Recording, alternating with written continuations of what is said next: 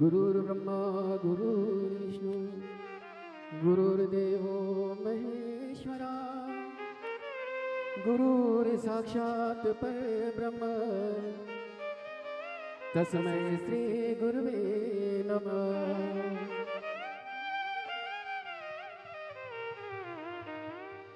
गुरुवर कृपा कर दो झोली मेरी भर दो, गुरुवर कृपा कर दो झोली मेरी भर दो।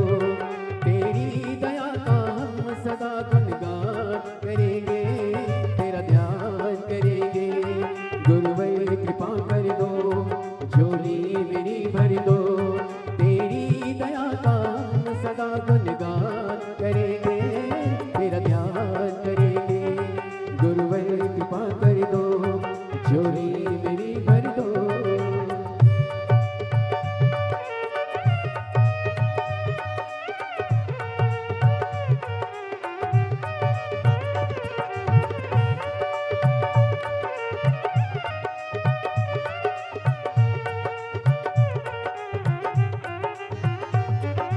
मेरी विनती सुनकर मत ठुकरा देना, अपना बालक जान मुझे अपना लेना। मेरी विनती सुनकर मत ठुकरा देना, अपना बालक जान मुझे अपना लेना। अर्पण तुम्हारी सेवा में हम प्राण करेंगे, तेरा ध्यान करेंगे। गुरुवर कृपा कर दो झोली मेरी भर दो। बोली गुरुदेव भगवान की जय।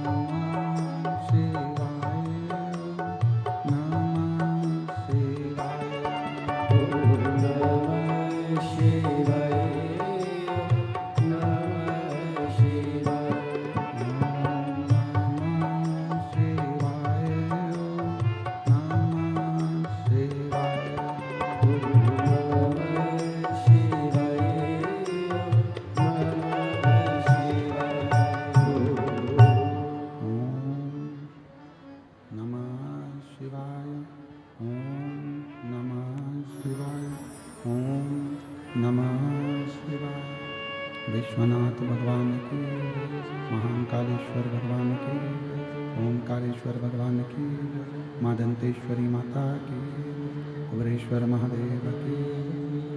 हर हर महादेव, हर हर महादेव, हर हर महादेव। काशी विश्वनाथ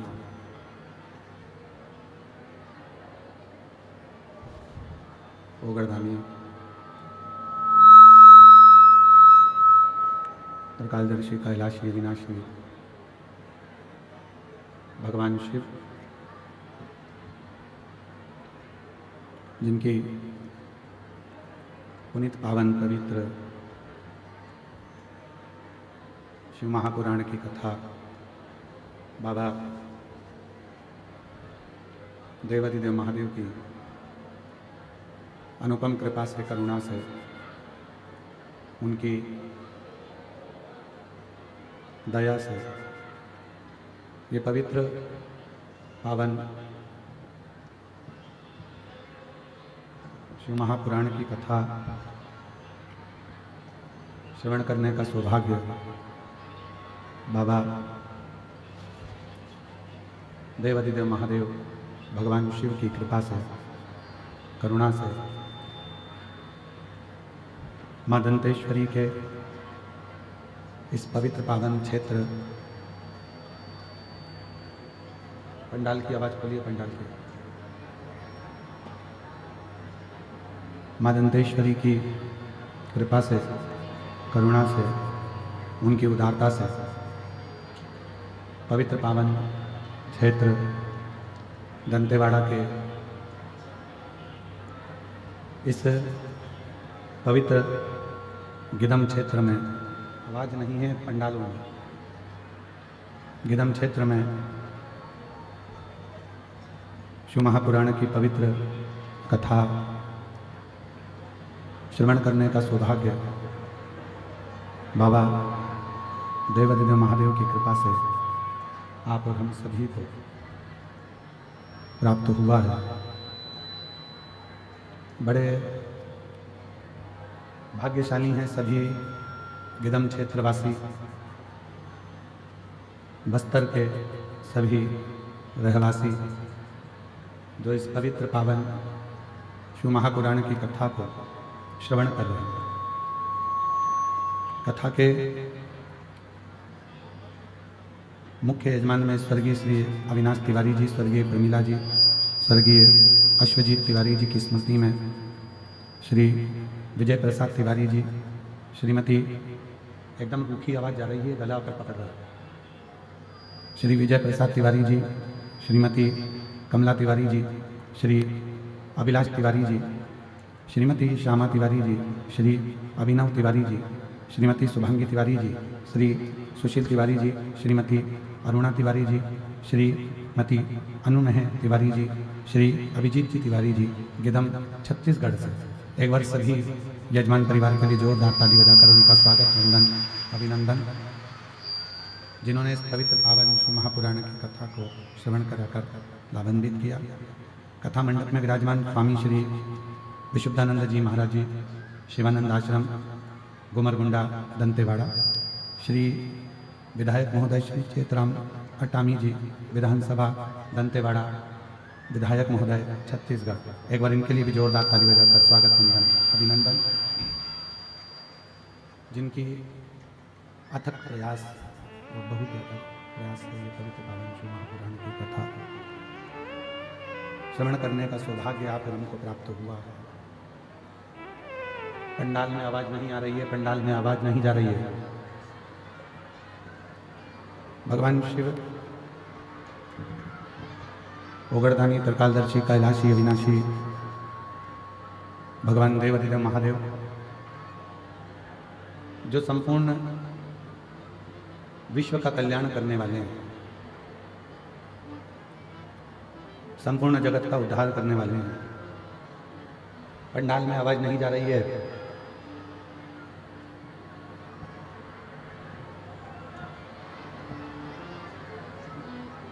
शिव की कृपा से,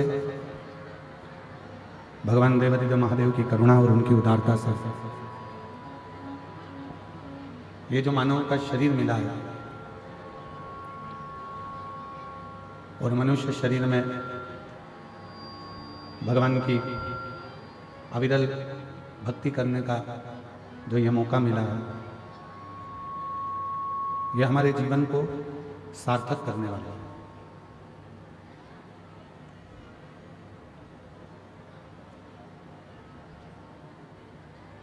कथा मंडप में ही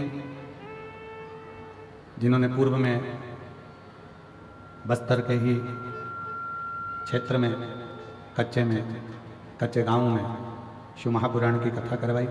ऐसे श्री जितेंद्र जायसवाल जी सा परिवार यहाँ पधारे हैं, एक बार उनके लिए भी जोरदार ताली बजाकर स्वागत बंदा।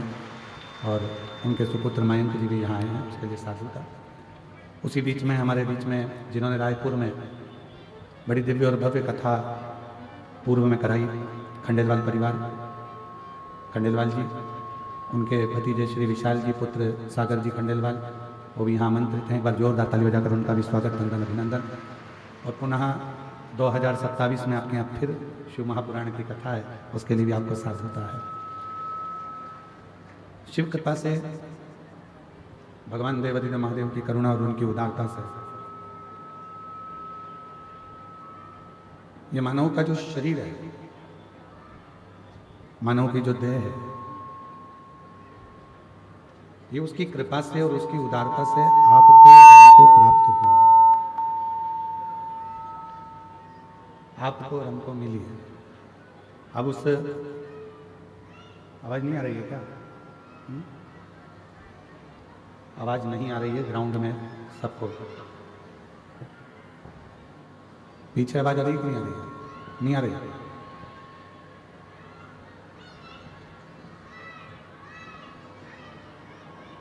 एक तो बड़ी मुश्किल से मानव का ये शरीर, मानव की देह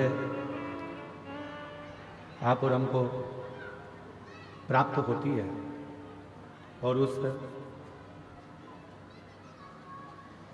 मानव की देह में भी अगर हम भगवान देवादिदेव महादेव की अविरल भक्ति को धारण न कर पाए, भगवान शिव की अविरल भक्ति को अपने जीवन में न उतार पाए, तो फिर वो मनुष्य की देह लेना, प्राप्त करना व्यर्थ ही चली गई। उसका फिर कोई मूल तत्व ही नहीं रहा।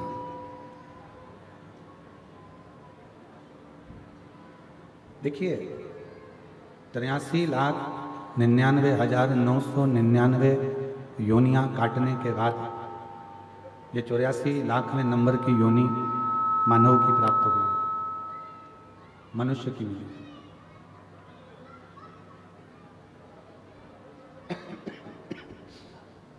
और बड़ी मुश्किल से प्राप्त हुई। ना जाने पूर्व में कितनी कितनी योनियां हमारे को मिली, क्या क्या बनकर हम जन्म लिए। और उन योनियों को काटने के बाद में जब ये मानव की देह 84,00,000वें नंबर की ये मनुष्य की देह प्राप्त हुई, क्यों मिली? जब इतनी योनियां हमने काट ली, कभी हम पशु बने, कभी पक्षी बने, कभी जलचर बने, कभी थलचर बने, कभी जीव बने, कभी जंतु बने, कभी आवाज सेट नहीं है बिल्कुल भी। शंभु शंभु शंभु शंभु शंभु शंभु शंभु 83,99,999 योनियां जब हमने पूरी काट ली और 84,00,000वें नंबर की योनि आपको और हमको प्राप्त हुई, उस 84,00,000वें नंबर की जो योनि है, उस योनि को भी अगर हम व्यर्थ गवा दे, रेंद्र राधे, 84,00,000वें नंबर की योनि को भी अगर हम व्यर्थ में गवा दे, तो फिर उस योनि का कोई मूल तत्व ही नहीं। ना जाने कितने कितने हमने पूर्व में कोई पुण्य करे होंगे, सत्कर्म करे होंगे, अच्छे कर्म करे होंगे, तब जाकर तो ये मानव की देह मिली। और मान लो उस मानव की देह को फिर हम गवा दे, व्यर्थ निकाल दें, फिर वापस वही जलचर, थलचर, वायुचर, ऐसे ही जीव जंतु पशु पक्षी की योनियां प्राप्त करते रहेंगे।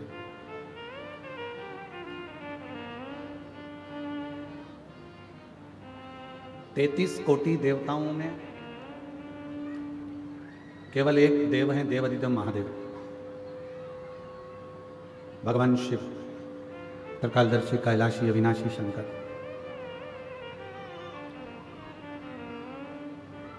जो दुख में भी सुखी रहने की प्रेरणा देते हैं।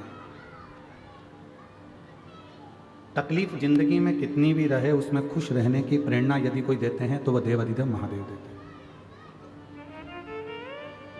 कंठ में विष भरा हुआ है तो भी उनके चेहरे पर प्रसन्नता,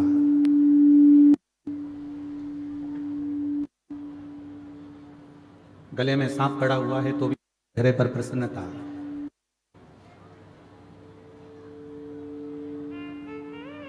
राधे तुम सेट करो थोड़ा।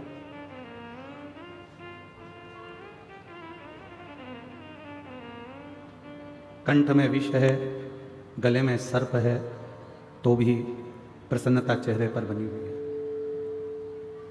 और यही प्रसन्नता आपकी जिंदगी में होना चाहिए, यही प्रसन्नता। उसका कारण क्या? यह प्रसन्नता आपके जीवन को श्रेष्ठ बनाए। कोई आपको कितने भी नंबर दे कि हमारी निगाह में आप ऐसे हो, हमारी निगाह में आप ऐसे हो, आप ऐसे हो, आप ऐसे हो, उससे कोई मायना नहीं रखता।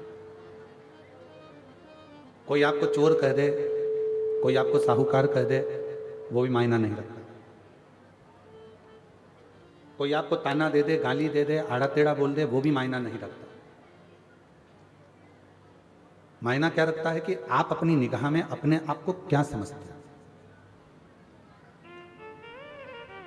आप अपनी दृष्टि में कितने श्रेष्ठ हैं। अच्छाई अपनी कंपनी का माल है, सत्यता अपनी फैक्ट्री का माल है। यदि आपके दृष्टि में आप सत्य हो, आपकी दृष्टि में यदि आप अच्छे हो, तो दुनिया में कोई भी मिलेगा ना, वो आपको सत्य ही नजर आएगा और अच्छा ही नजर आएगा, उसमें आपको कोई बुरा दिखेगा ही। फिर उसमें कोई आपको बुरा नजर नहीं आएगा, आपको उसमें सब अच्छे ही दिखेंगे, उसमें कोई बुराई आप देख भी नहीं पाओगे। बुरा जो देखन में चला और बुरा न मिलिया कोई। फिर संसार में बुरा कौन है भाई? बुरा देखने अपन चले और बुरा कोई नहीं मिला तो संसार में बुरा कौन है? सियोर वाला महाराज बुरा है कौन? हम बुरा देखेंगे तो हमको बुरा नजर आएगा, हम अच्छा देखेंगे तो हमको अच्छा नजर आएगा। हमने एक बात कच्चे की कथा में, जितेंद्र जी जयसाल जी बैठे हैं, हमने कच्चे की कथा में एक बात कही थी, आप लोगों को आपके स्मरण में होगा। जितेंद्र जी, हमने वहां कहा था कि मोबाइल पर किसी की बुराई करना प्रारंभ कर दो तो ढेर सारे कमेंट्स आना प्रारंभ हो जाते हैं और ढेर सारे लोग कमेंट्स बुराइयों के करना चालू कर देते हैं। फिर हमने कच्चे की कथा में कहा था कि किसी की अच्छाई करना प्रारंभ कर दो, बड़ाई करना प्रारंभ कर दो तो मैसेज बहुत कम आएंगे, कमेंट्स बहुत कम आएंगे। ये दुनिया की रीति है बेटी, ये दुनिया की रीत है। अच्छा संसार का व्यक्ति पचा नहीं पाता, इसलिए उसका एक काम रहता है कि कोई एक निंदा कर दे, उस निंदा पर हमें कमेंट्स करना है, उस निंदा को और आगे बढ़ाना है, उस निंदा को लेकर हमें चार चांद लगाना है, निंदा कर कर कर, निंदा कर कर कर।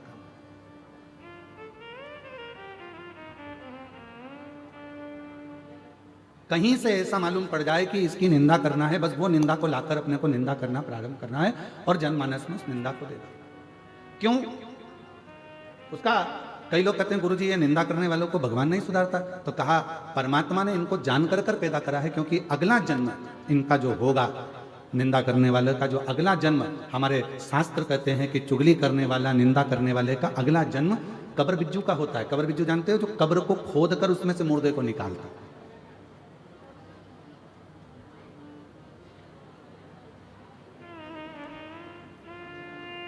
कोई श्रेष्ठ कर्म करा जाए। कभी अपनी जिंदगी में किसी की अच्छी बड़ाई करना प्रारंभ करो, कभी अपनी जिंदगी में आपकी दृष्टि में यदि अच्छाई होगी आपको सब अच्छे नजर आएंगे, और आपकी दृष्टि में अगर बुराई भरी होगी तो पूरी जिंदगी आप बुराइयां ही ढूंढते रह जाओगे। चाहे अपने मोहल्ले में ढूंढोगे, मोहल्ले में बुराई ढूंढते ढूंढते थक जाओगे तो कॉलोनी में बुराइयां ढूंढोगे, परिवार में बुराइयां ढूंढोगे, परिवार में नहीं मिलेगी तो फिर सब दूर बुराइयां ढूंढते ढूंढते जब अपना गांव कम पड़ जाएगा तो दूसरे क्षेत्र में, दूसरे गांव में, दूसरे शहर में बुराइयां ढूंढना प्रारंभ करो। पर अच्छाई आपके पास में ग्रहण नहीं करता। भारत, कितना सुंदर प्रश्न है। एक बार माता पार्वती जी ने शिव जी से मां गंगा के घाट पर एक प्रश्न किया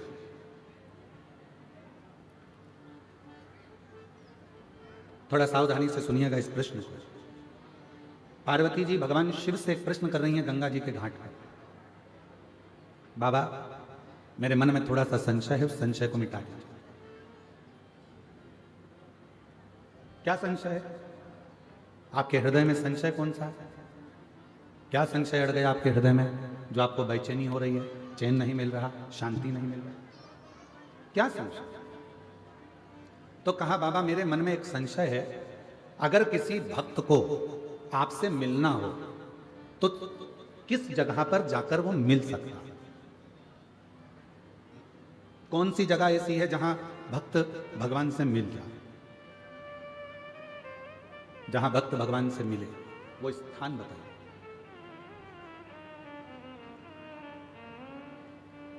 जैसे अपन कहते हैं ना कि अगर आपसे मिलना हो तो आपका पर्सनल नंबर कौन सा है?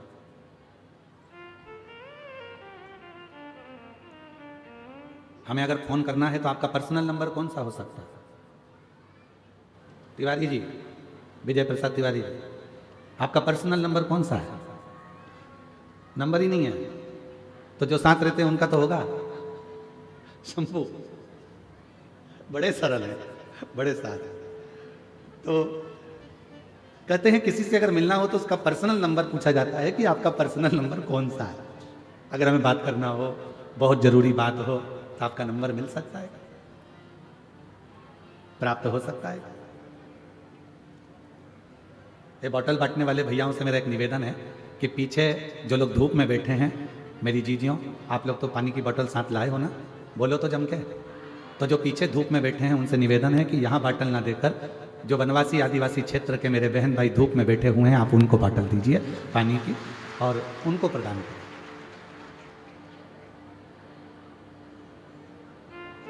शिव कृपा करें, भगवान शंकर की कथा करें। तो पार्वती जी ने शिव जी से पूछा कि कोई भक्त आपसे मिलना चाहता है और उसको मिलना है तो आप हमेशा किस जगह मिल सकते हैं, किस स्थान पर मिल सकते हैं? कोई पर्सनल नंबर आपका दीजिए जिससे हम बात कर सकें। तो क्या वो कौन सी जगह है, कौन सा स्थान है जहां शिव तुरंत मिल सकते? फिर पार्वती जी ने कहा कि आप कैलाश पर मिल सकते हो। तो भगवान शंकर ने कहा कैलाश पर मिल तो जाऊंगा, मना नहीं है मिलने के लिए, पर बात इतनी सी है, जिसके पास में पैसा होगा खर्चा कर कर, जिसका शरीर सही चल रहा होगा मेहनत कर कर, तो कैलाश तक पहुंच जाएगा। पर जो बेचारा गरीबड़ा है, साधारण है, उसके पास पैसा भी नहीं है, जाने आने का साधन भी नहीं है, वो कैलाश पर कैसे पहुंचे? वो कैलाश पर्वत तक कैसे पहुंचे? तो पार्वती जी ने कहा फिर आप क्या केदार पर मिल जाओगे? शिव जी ने कहा मैं केदारनाथ में भी मिल जाऊंगा, पर दिक्कत इतनी सी है कि वहां पर आने के लिए भी शरीर पूरा अच्छा चाहिए और थोड़ा सा धन चाहिए, तो वहां भी मैं मिल जाऊंगा। पर गरीब कैसे पहुंचे? ये जो अपना वन नहीं छोड़ सकते, ये अपना आदिवासी वनवासी क्षेत्र के जो भक्त हैं, आदिवासी वनवासी क्षेत्र के जो मेरी बहन हैं, आदिवासी वनवासी क्षेत्र के मेरे जो जीजा हैं, जो मेरी बेटियां हैं, बेटे हैं, जो मेरे बुजुर्ग माँ बाप हैं, वो अपना वन नहीं छोड़ सकते, जो अपना जंगल नहीं छोड़ सकते, वो आपसे कैसे मिले? फिर वो केदारनाथ भी नहीं जा सकते, वो कैलाश धाम भी नहीं जा सकते, वो विश्वनाथ भी नहीं जा सकते, वो सोमनाथ भी नहीं जा सकते, वो अमरनाथ भी नहीं जा सकते। तो इनके लिए कोई सरल साधन बता दो कि प्रभु मैं आपसे पूछना चाहती हूँ, कोई ऐसा नंबर बता दो जिससे तुरंत इनसे मिलना हो जाए, आपसे मिलना हो जाए।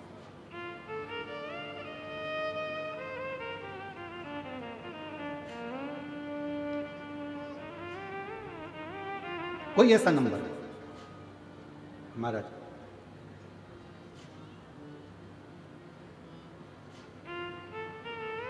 शिव जी मौन होकर बैठ गए।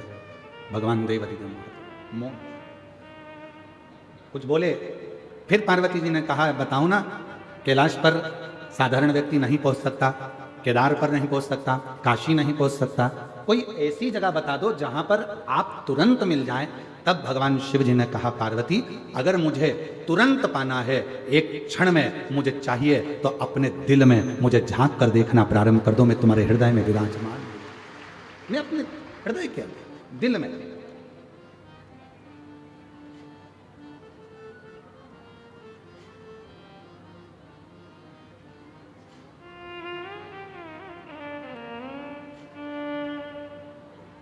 बस वही। और मुझे एक जरूरी काम भोला का, और मैंने ढूंढा देश तमाम भोला, कहाँ मिलेगा कहाँ मिलेगा कहाँ मिलेगा, कहाँ मिलेंगे कहाँ मिलेंगे कहाँ मिलेंगे, मुझे एक जरूरी काम भोला, मैंने ढूंढा देश तमाम भोला, कहाँ मिलेगा, मुझे एक जरूरी काम भोला, कहाँ मिलेगा कहाँ मिलेगा कहाँ मिलेगा, कहाँ मिलेगा कहाँ मिलेगा कहाँ मिलेगा, मैंने ढूंढा देश तमाम भोला, कहाँ मिलेगा, ओ मैंने ढूंढा देश तमाम भोला।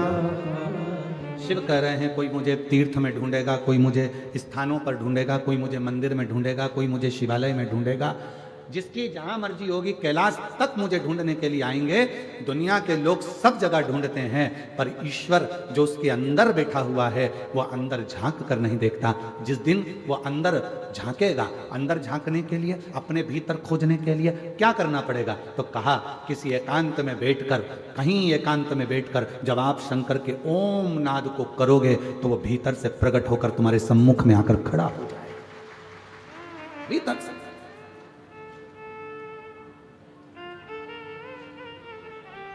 आज हम शिवानंद आश्रम गए थे, गिदम का, जो कि गुमरगुंडा में है, और साथ में इधर है शिवानंद आश्रम, थोड़ा आगे जाके इधर है शिव जी का एक प्राचीन मंदिर जो रातों रात बना, वहां भी गए। क्या पता कौन सा पुण्य बस्तर वालों ने करा है, ये समझ में नहीं आ रहा। तो हमको भी जलन होने लगी तुमसे, ना जाने कौन सा पुण्य करा। इतने सुंदर सुंदर शंकर के शिवलिंग, इतने सुंदर सुंदर मंदिर, और आश्चर्य है। अरे छत्तीसगढ़ वालों, यहां वहां जाना छोड़ो, गोवा की पार्टी और होटल जाना छोड़ो, और एक बार बस्तर के इस क्षेत्र में आकर भगवान शिव के शिवलिंग का दर्शन, शिवलिंग का दर्शन।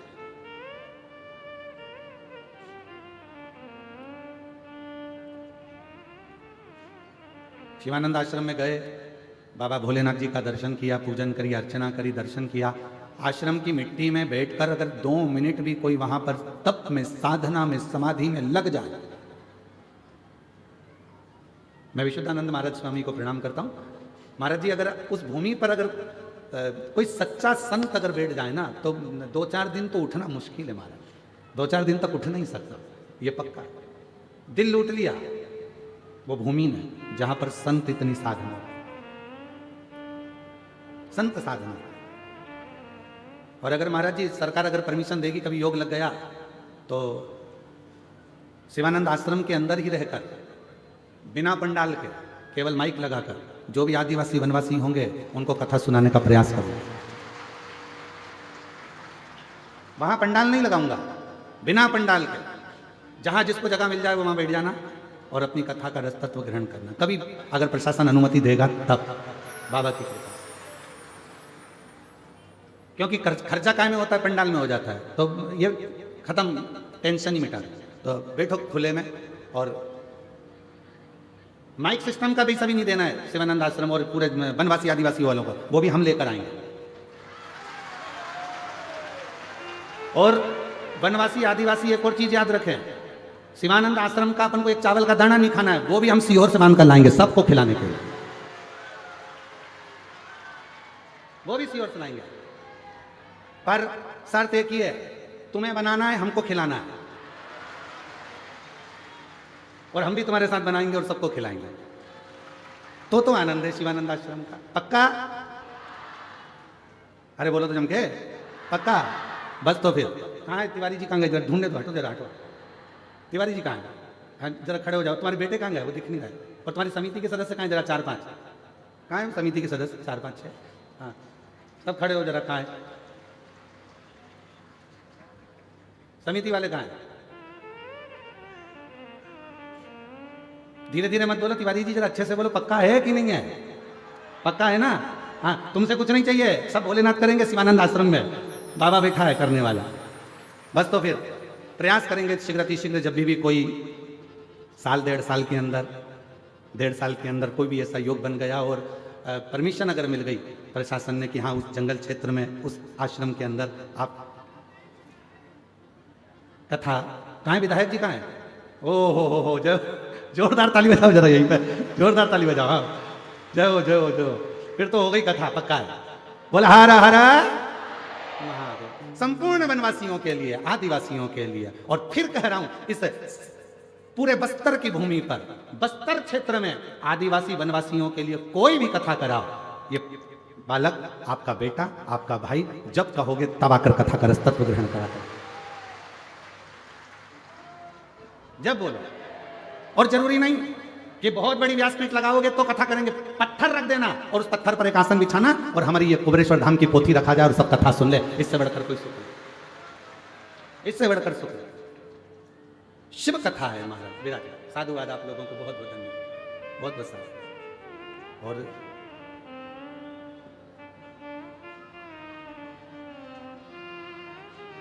महाराज भगवान देव अधिदेव महादेव से मिलने का एक सुख, यही शिव तत्व है, मिलने का सुख। बाबा देव अधिदेव महादेव से कितना सुंदर, आप जाकर दर्शन करिए। पूरे क्षेत्र में, पूरे बस्तर क्षेत्र में, दंतेवाड़ा के आसपास का जितना क्षेत्र है, पूरे क्षेत्र में घूमकर देखिए, हर मिट्टी के अंदर से, खेत के अंदर से शंकर का शिवलिंग प्रकट होता रहता है। हर मिट्टी में से, हर। महाराज ये मेरे देव अधिदेव महादेव, मेरे भगवान शंकर की उदारता, शिव की कृपा।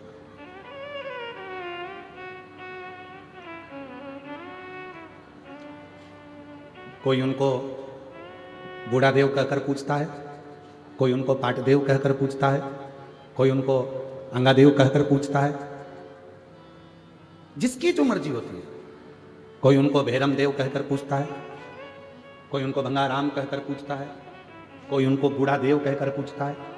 जिसकी जो मर्जी हो, भगवान देवाधिदेव महादेव को वो उस रूप में पूछता है, उस रूप। बस आपका विश्वास, आपकी दृढ़ता और आपकी भक्ति शिव के करीब में जाए, ये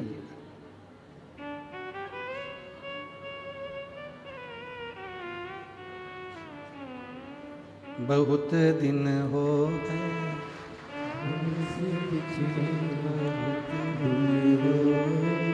भोले से बिछड़े, महादेव से बिछड़े, भोले से बिछड़े, महादेव से बिछड़े। और वास्तवता है, बिल्कुल सत्य है।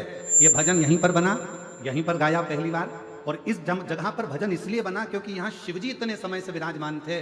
बहुत दिन हो गए भोले से बिछड़े, बहुत दिन हो गए भोले से बिछड़े। मेरे भोले बाबा को सांप ही भावे, मेरे भोले बाबा को सांप ही भावे, मेरे भोले बाबा को सांप ही भावे, मेरे भोले बोलो बोलो बोलो को सांप ही भावे। बहुत दिन हो गए सांप को देखे, बहुत दिन हो गए सांप को देखे, बहुत दिन हो गए सांप को देखे, बहुत दिन हो गए सांप को देखे, बहुत दिन हो गए भोले से बिछड़े, बहुत दिन हो गए भोले से बिछड़े।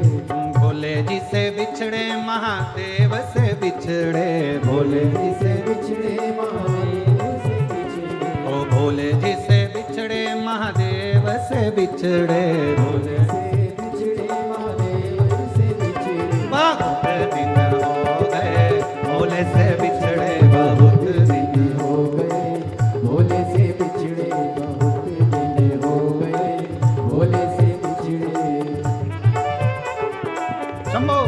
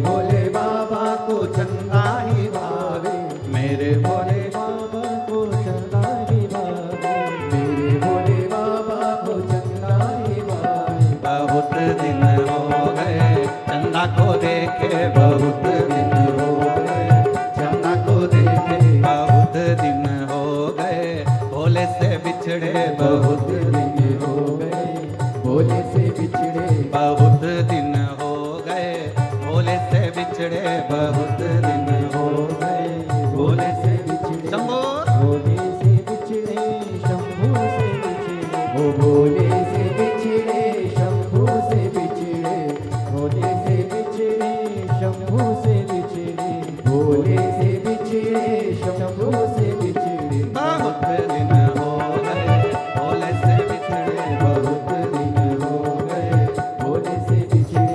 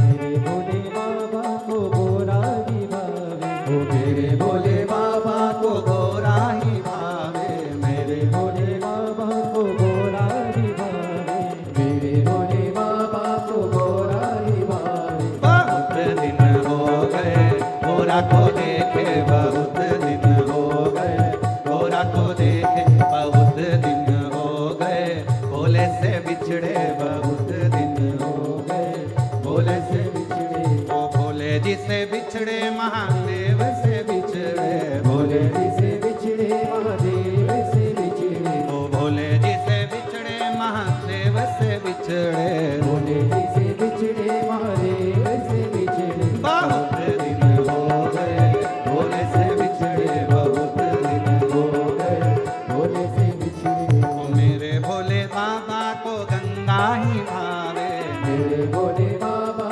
को गंगा ही भावे, ओ मेरे भोले बाबा को गंगा ही भावे, मेरे भोले बाबा को गंगा ही भावे। बहुत दिन हो गए गंगा को देखे, बहुत दिन हो गए गंगा को देखे, बहुत दिन हो गए भोले से बिछड़े, बहुत दिन हो गए भोले से बिछड़े, ओ भोले जी से बिछड़े महादेव से बिछड़े, भोले जी से बिछड़े महादेव से बिछड़े, ओ भोले जी से बिछड़े महादेव से बिछड़े, भोले जी से बिछड़े महादेव से बिछड़े। बहुत दिन हो गए भोले से बिछड़े, बहुत दिन हो गए भोले से बिछड़े, बहुत दिन हो गए भोले से बिछड़े, बहुत दिन हो गए भोले से बिछड़े, बहुत दिन हो गए भोले से बिछड़े, बहुत दिन हो गए भोले से बिछड़े, बहुत दिन हो गए भोले से बिछड़े। अपने स्थान पर बैठकर भगवान देव महादेव से प्रार्थना करिए, विनय करिए। आज मौका मिला है, कथा का छठा दिवस है। आज कथा की शिवरात्रि है। कल कथा सुबह 8 बजे से 11 बजे तक होगी और टीवी पर आस्था चैनल पर वही 2 बजे से 5 बजे तक आएगी। फिर कथा 17 तारीख से 21 तारीख तक 5 दिवसीय दुर्ग जिले में नकपुरा पंचायत 1 बजे से 4 बजे तक होगी। फिर 24 तारीख से 28 दिसंबर तक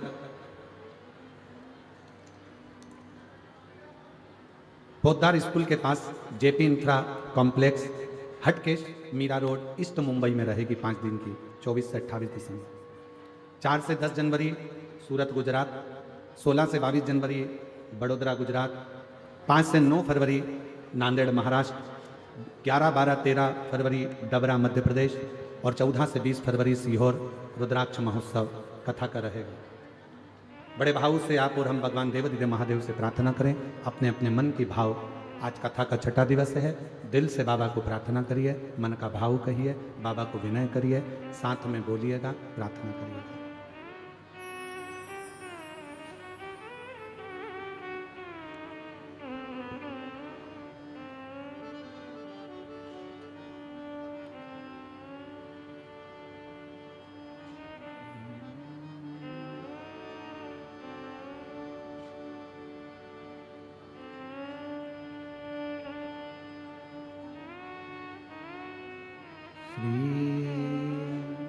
शिवाय नमस्तुभ्यं,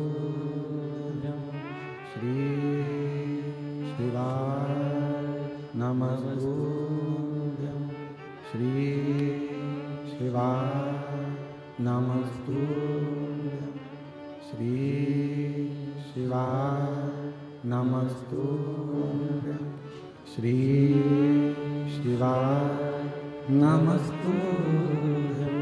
भोला सब दुख काटो मारा, ओ भोला सब दुख काटो मारा। शिव शंकर जपूं तेरी माला, भोले बाबा जपूं तेरी माला। भोला सब दुख काटो मारा, ओ भोला सब दुख काटो मारा। वेश है मंगल मंगलकारी, वेश है मंगल मंगलकारी। शमशान वासी हमारा, शमशान वासी हमारा। ओ भोला सब दुख काटो मारा, ओ भोला सब दुख काटो मारा।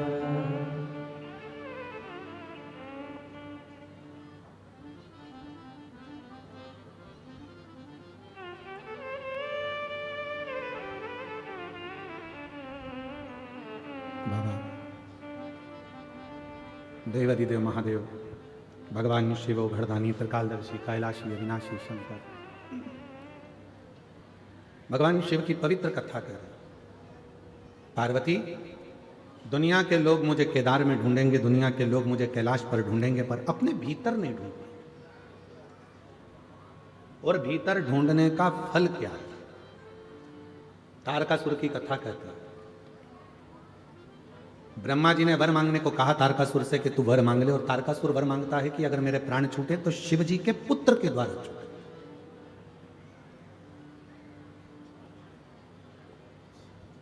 मांगा क्या कि भगवान शंकर के बेटे के द्वारा मेरे प्राण छूटे। और शिव जी तो समाधि में लीन थे। क्यों? क्योंकि सती माता ने अपने प्राणों को त्याग दिया था। और जब तक शिव जी की शादी नहीं होगी, विवाह नहीं होगा, तब तक उनका बेटा भी नहीं होगा। और तारकासुर शंकर भगवान का इतना बड़ा उपासक था, शिव की इतनी भक्ति करता था तारकासुर कि शिव जी को अकेले नहीं देखना पसंद था। वो सोचता था माँ इनके साथ में रहे, या तो माता सती इनके साथ रहे, या इनकी अर्धांगिनी इनके साथ में रहे तो मुझे। पर अब सती मैया तो जलकर भस्म हो गई।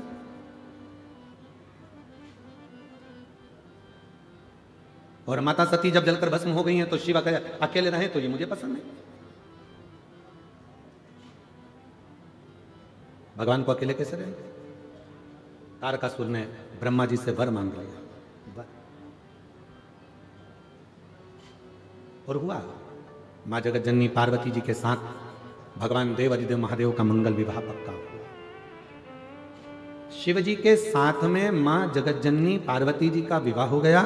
जब भगवान शंकर के तेज पुंज को ले जाकर अग्निदेव ने स्वयं गंगा जी के जल में दिया और गंगा जी की जल से 6 पुत्र ने जन्म लिया, कृतिकाओं ने वो 6 पुत्रों को एक कर दिया, तो धड़ तो एक हो गया शरीर, पर मुख 6 हो गए। कृतिकाओं ने उसका सुंदर स्वरूप देखा तो उस बालक का नाम कार्तिकेय रख दिया। और जब कार्तिकेय तारकासुर का संहार करने के लिए गए तो मां जगत जननी पार्वती जी देख रही थी, दर्शन कर रही थी।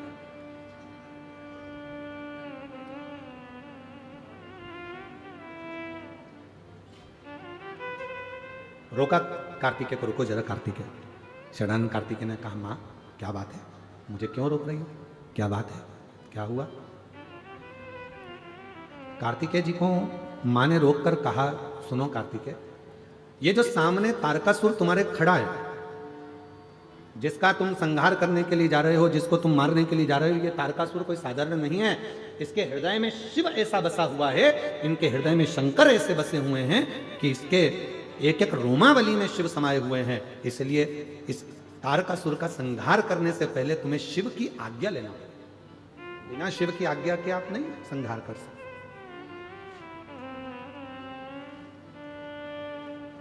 कितना भी प्रयास कर लेना, शिव महापुराण की कथा में आप पहुंच ही नहीं सकते जब तक मेरे देव अधिदेव महादेव खुद तुमको इशारा कर ना बुला ले, तब तक तुम कथा में नहीं आ सकते। आप नहीं पहुंच पाएगा। मेहमान आ जाएंगे, रिश्तेदार आ जाएंगे, नातेदार आ जाएंगे, कुटुंब आ जाएगा, कुबीला आ जाएगा, कोई ना कोई आ जाएगा। हम बड़े प्रसन्न होते हैं। अभी जैसे कच्चे वाले जितेंद्र जायसवाल जी आ गए, खंडेलवाल जी आ गए, वो बालोद वाली नगर पालिका अध्यक्ष हैं प्रतिभा जी, वो भी आई हुई हैं। ऐसे जब ये लोग कथा के अंतर्गत जब पहुंचते हैं तो हम लोगों को साधुवाद देते हैं कि कहीं ना कहीं शिव जी की आप पर बड़ी करुणा है, जो आप प्रत्येक कथा में बाबा के इस शरणागति में पहुंचकर दर्शन लाभ ले लेते हो और वहां की मिट्टी को अपने मस्तक चढ़ा लेते हो। ये कृपा है शिव जी की। और केवल यही नहीं, श्री विजय प्रसाद तिवारी जी भी एक कथा नहीं, कम से कम 2-3 कथाओं में विजय प्रसाद तिवारी जी भी लगभग पहुंचे और कथाओं में पहुंचकर वहां पर प्रणाम करा, नमन करा और जाते रहे। और साथ में उनके सुपुत्र भी आते रहे, वो भी आते रहे। महाराज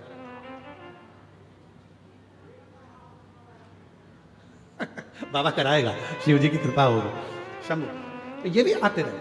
तो जब तक उसकी कृपा ना हो, जब तक वो करुणा ना करे, जब तक वो दया ना करे, तब तक दुनिया का कोई व्यक्ति शिव महापुराण की कथा में पहुंच ही नहीं सकता। सभी कथाओं में जाना सरल है। श्रीमद् भागवत कथा में पहुंच जाओगे, श्री रामचरितमानस में पहुंच जाओगे, गीता जी में पहुंच जाओगे, विष्णु पुराण में पहुंच जाओगे, नर्मदा पुराण में पहुंच जाओगे, अग्नि पुराण में पहुंच जाओगे, लिंग पुराण में पहुंच जाओगे, नारद पुराण में पहुंच जाओगे, भविष्य पुराण में पहुंच जाओगे, नरसिंह पुराण में पहुंच जाओगे, नारद पुराण, आदि पद्म पुराण, जितनी पुराणे हैं सारी पुराण में जाना सरल है और शिव महापुराण में जाना कठिन है। क्यों? क्योंकि ये वो पुराण है, शंकर भगवान उसी को कथा में बुलाते हैं जिसको शंकर भगवान को देना होता है, वरना बुलाते ही नहीं। जैसे तुम्हारे मोहल्ले में शादी का कार्ड हर किसी को नहीं दिया जाता, शादी का कार्ड उसी को दिया जाता है जिससे तुम्हारी रिश्तेदारी अच्छी हो, संबंध अच्छे हो, प्रेम अच्छा हो। पड़ोसन भले पास में दे रही है और अगर पड़ोस में प्रेम नहीं है तो कोई तुम्हें शादी में नहीं बुलाएगा। भले तुम्हारी सगी बहन है और प्रेम नहीं है, नहीं बुलाएंगे। कई भाइयों में प्रेम नहीं रहता, एक दूसरे को नहीं बुलाते, प्रेम होगा तो बुलाएंगे और उसी को बुलाया जाता है। जितनी बहन बेटियों को शादी में बुलाया जाता है, उतनी बहन बेटियों को साड़ी देकर विदा, बोलो सही है कि साड़ी देके विदा करा जाता है। तो हम क्या बोलते हैं? मेरी जीजियों, मेरे जीजाओं, अर्थात इस कथा के मंडप में जितनी बेटियां आती हैं सब मेरे शंकर भगवान की बेटियां हैं। जब जाती हैं तो कुछ ना कुछ देकर भोले बाबा विदा करते हैं। और वो जो देता है वो दुनिया में कोई नहीं देता, जो वो देता है। एक माता जी ने लिखा पत्र में, मेरा नाम जयमनी ठाकुर, पति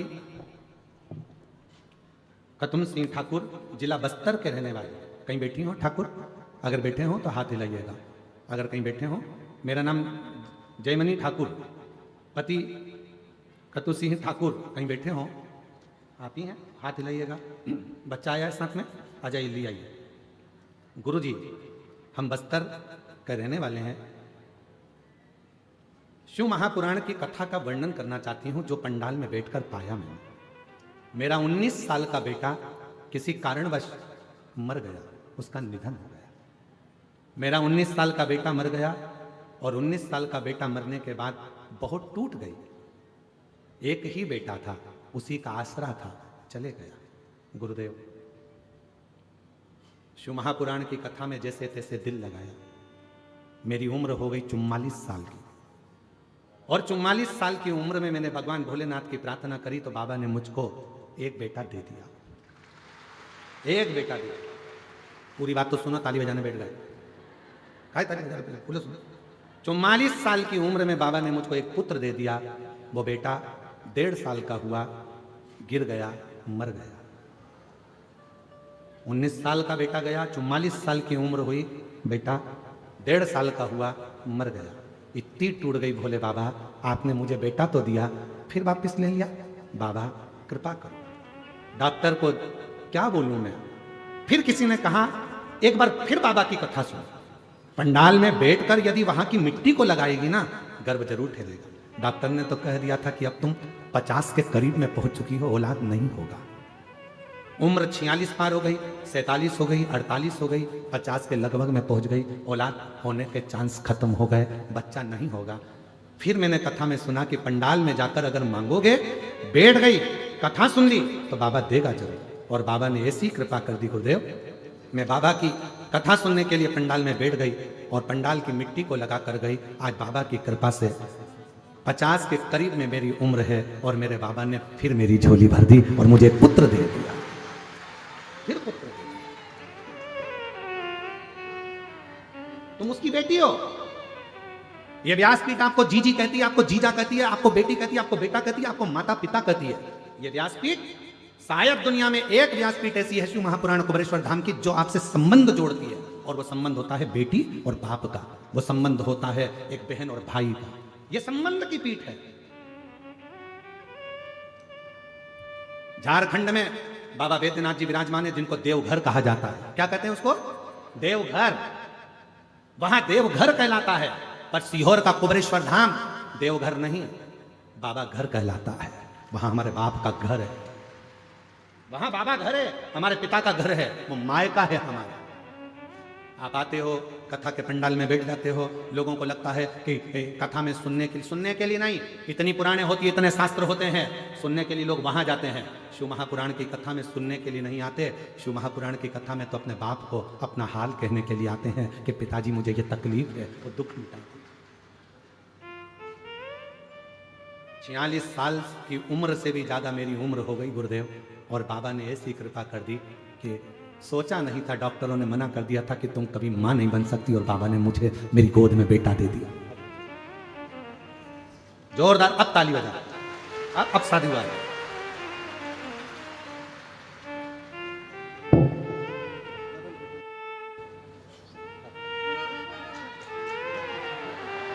आंसू पोछो, आंसू पोछ पहले।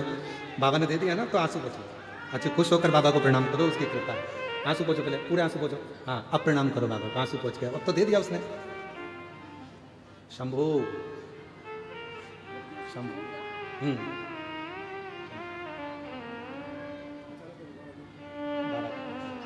शंभू ले बेटा।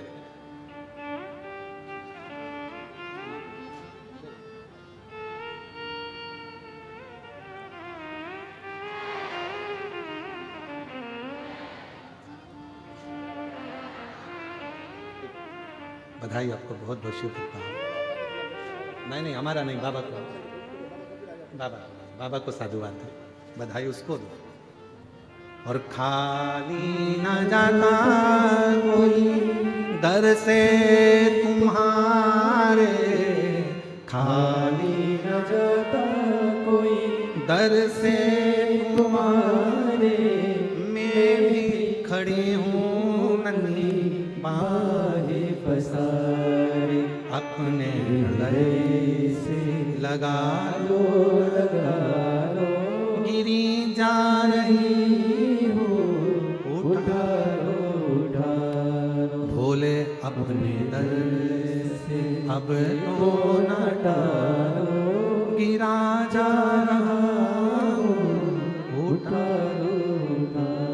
मेरी जीजियों, मेरे जीजाओं, मेरी बेटियों, बेटाओं, मेरे बुजुर्ग माता पिता, याद रखना, तुम्हारे क्षेत्र में कभी भी सूचना मिले कि कुबेर भंडारी के दरवाजे से, कुबेरेश्वर धाम से चलकर ये शिव महापुराण की कथा तुम्हारे नजदीक में पहुंची है।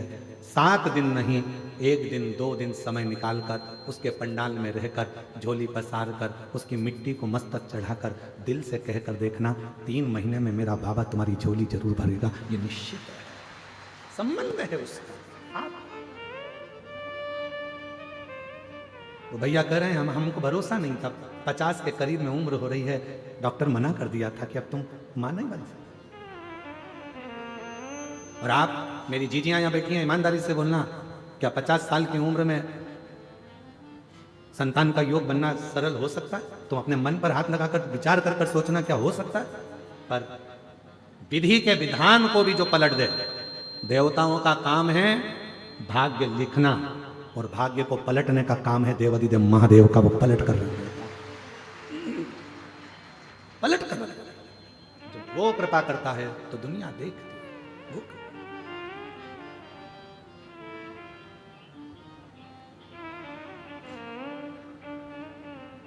महाराज शिव कह रहे हैं, तारकासुर को मारने के लिए षडानंद कार्तिकेय जा रहे हैं। पार्वती जी ने शिव जी के पास कार्तिकेय जी को भेज दिया, जाओ भगवान देवाधिदेव महादेव की आज्ञा लो तारकासुर को मारने के लिए। यदि तारकासुर को मारना है तो पहले शिव की आज्ञा। शंकर का कोई भक्त है, उस पर इल्जाम लगाना सरल है, गाली देना सरल है, उसको अपशब्द कहना सरल है, उसकी निंदा करना सरल है, उसकी बुराई करना सरल है।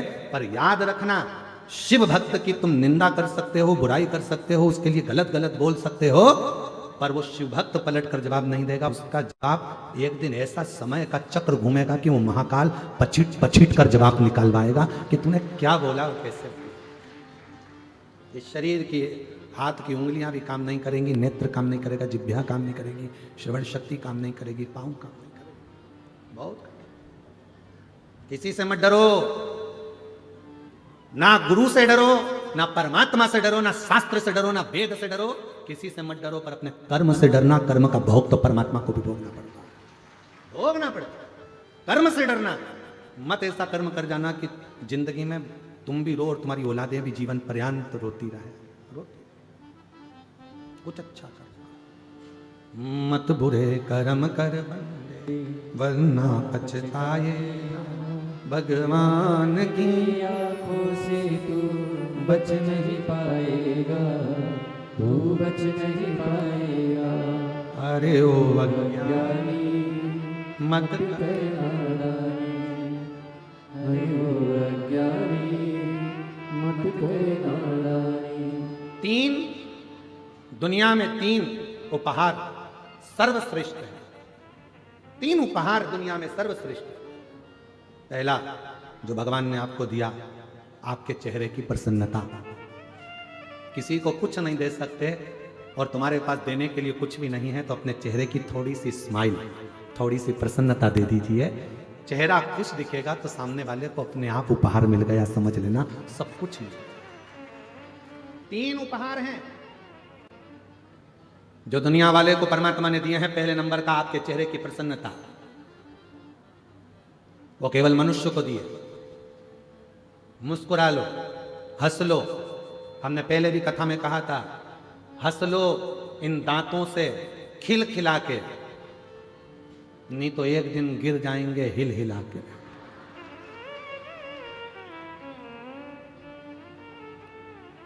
ये सोफा सेट फिर बाद में किसी काम का नहीं रहेगा, फिर नकली सोफा सेट लाके जड़ना पड़ेगा, और वो भी जम के चने वने खा गए तो नीचे आके गिर जाएगा। इसलिए थोड़ा सावधानी रखिए। 3 दुनिया के लोगों को मेरे भोले बाबा ने 3 उपहार दिए हैं देने के लिए। पहला है चेहरे की, बोलो बोलो जम के, प्रसन्नता। दूसरा उपहार है आपके मुख की मीठी वाणी। यह भी दुनिया का सबसे श्रेष्ठ उपहार है। किसी को कुछ नहीं दे सकते, मीठा बोलकर उसका आदर कर लो। दुनिया की सबसे बड़ी दौलत आपने दे दी, समझ लो, सबसे बड़ी दौलत। अभी तुम यहां बैठे हो, जरा सा टेढ़ा आड़ा बोल के देखो, गुस्से में तुमने अपशब्द कर दिया, गाली दे दी, आड़ा टेढ़ा कर दिया, एक दिन ये दांतों ने जिब्या से कहा, 32 की 32 दांतों ने जीवान से कहा, जिब्या से कहा, हे मेरी जिब्या बहन, कृपा करना तो किसी को आड़ा टेढ़ा मत कह देना। ए जिब्या बहन, तो किसी को आड़ा टेढ़ा, जिब्या ने दांतों से कहा, दांतों ने जिब्या से कहा। दांत जिब्या से कहते हैं, जिब्या दांत से कहती है, जिब्या कहती है दांतों से, ए मेरे 32 भाइयों, मैं बहुत कोमल कोमल तुम्हारी बहन हूं, सीधी सादी तुम्हारी बहन हूं, मुझे काट मत देना, मैं तुम्हारी 32 भाई की एक ही बहन हूं जीवान, तुम मुझे काट मत देना। तो 32 भाइयों ने कहा, बहन तू चिंता मत कर, हम तुझे कभी नहीं काटेंगे, पर तू हम पे कृपा करना, किसी से आड़ी टेढ़ी मत बोल देना, नहीं तो एक ही में पूरा भाई की भाई निपट जा। 32 की 32 बात, तू कृपा, तू दया। पहला उपहार दिया है मेरे भोलेनाथ ने आपको, मनुष्य को, दुनिया को देने के लिए पहला उपहार दिया, क्या? चेहरे की प्रसन्नता। हंस लो इन दांतों से खिल खिला के, नहीं तो बाद में निकलेंगे हिल हिला के। बहुत बुरी हालत। और दूसरे नंबर पर उपहार दिया है मेरे भोले मामा ने आपको मीठी वाणी। जितना प्रेम से बोल सकते हो, किसी को धन नहीं दे सकते, दौलत नहीं दे सकते, अच्छे से व्यवहार कुछ नहीं दे सकते, तो अपनी मीठी वाणी से बस उसको प्रेम से बोल लो, वो भी उपहार है। और महाराज तीसरे नंबर का उपहार भगवान भोलेनाथ ने जो दुनिया को दिया है वो है सम्मान करना, आदर करना, सत्कार करना। कुछ मत करो, किसी को कुछ नहीं दे सकते तो आदर दे दो। आओ भैया जी बैठो, भाभी जी कैसे हैं, भैया ठीक हैं, काका जी ठीक हैं, काकी जी ठीक हैं। ये आदर के शब्द एक दूसरे को देना प्रारंभ कर दो। सुबह से उठो, सास से कितना भी झगड़ा हो तो भी उससे प्रेम से आदर पूर्वक बात करो। और सास से निवेदन है, बहू कितनी भी गलती करे उसकी गलतियों को माफ कर कर बेटी जैसा आदर देकर उसको गले लगाना प्रारंभ करो। वो आदर का संस्कार, वो आदर का संस्कार। ये 3 उपहार हैं जो मेरे भोले बाबा ने दुनिया के लोगों को दिए। पहले नंबर पर है मुस्कुराहट चेहरे की, दूसरे नंबर पर मीठी वाणी आपके मुख की, और तीसरे नंबर पर है आदर के शब्द, आदर के वचन, आदर के संबोधन। कोई भी आपके आए आप उसको आदर दीजिए, सम्मान दीजिए, कुछ मत दीजिए, आदर तो दो। साहब कहां से आए हो, बैठो ना साहब, राम राम साहब, कृष्ण जी साहब, श्री शिवाय नमस्तुभ्यम, हर हर महादेव भैया जी क्या बात है, कैसे हो। आदर का संबोधन। घर में आए हुए ना जाने कौन सा पुण्य करा होगा जो तुम्हारे यहाँ कोई आ रहा है। अगर पुण्य भी नहीं होता तो कोई किसी के यहाँ जाता भी नहीं। कौन सा पुण्य करा।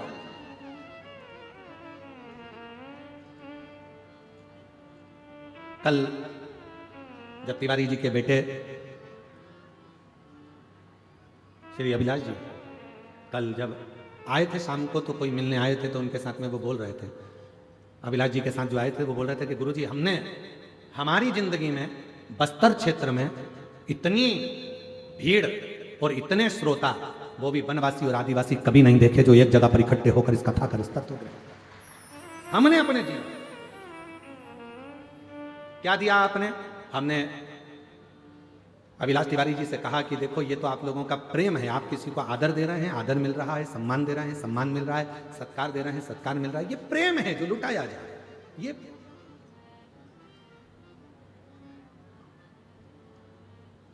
रामचरितमानस रामायण किस किसने देखी है, किस किसने सुनी है, किस किसने पढ़ी है? हाथ उठाओ जरा।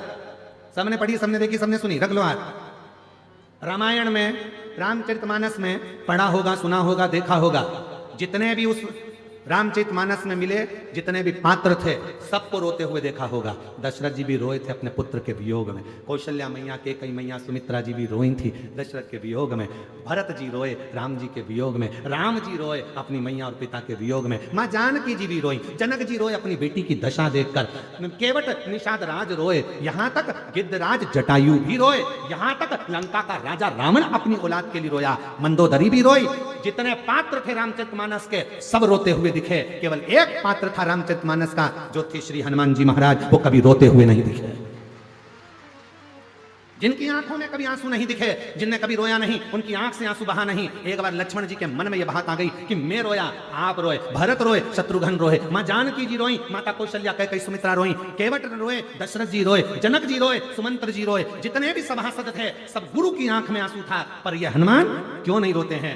तब राम जी ने कहा यह हनुमान नहीं है, यह शिव का स्वरूप है। और शंकर कैसी भी परिस्थिति हो, हर परिस्थिति में मुस्कुराना जानते हैं, वो शिव। और संसार का सबसे सबसे बड़ा गुण तत्व यही है, हर परिस्थिति में आप मुस्कुराइए। दुख आएगा, मनुष्य का शरीर है, ऐसा कौन है व्यक्ति जिसकी जिंदगी में दुख नहीं आया? कौन है? राम जी के जीवन में भी दुख आया तो कृष्ण भगवान के जीवन में भी दुख आया। जितने भगवान के अवतार हुए हर अवतार में दुख आया। ऐसा संसार में कोई नहीं जन्मा जिसकी जिंदगी में दुख नहीं आया। दुख आएगा, पर उस दुख में भी मुस्कुराना सीख लिया तो समझ लो कि शिव की कृपा होना प्रारंभ हो गई। हम मुस्कुराएं, तकलीफ आए मुस्कुर, कोई दिक्कत, बीमारी आई है ना, आ गई ना, बड़ा रोग आ गया ना, तकलीफ आ गई ना, धीरे से जाएगी। पर अपन क्यों रोए उस बीमारी के चक्कर में? इतना बड़ा बीमारी हो गई, मेरा लीवर खराब हो गया, किडनी बेकार हो गई, थायराइड हो गया, घुटने बेकार हो गए, कहीं ये हो गया, और रोने रोने में जिंदगी निकाल दे। बीमारी आई है, सोचते रहोगे सोचते रहोगे सोचते रहोगे तो बीमार पड़े रहोगे, बीमार पड़े रहोगे।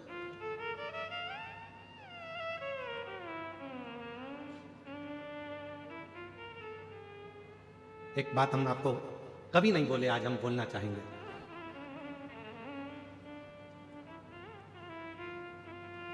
दो 2021 की बात, एक लड़की,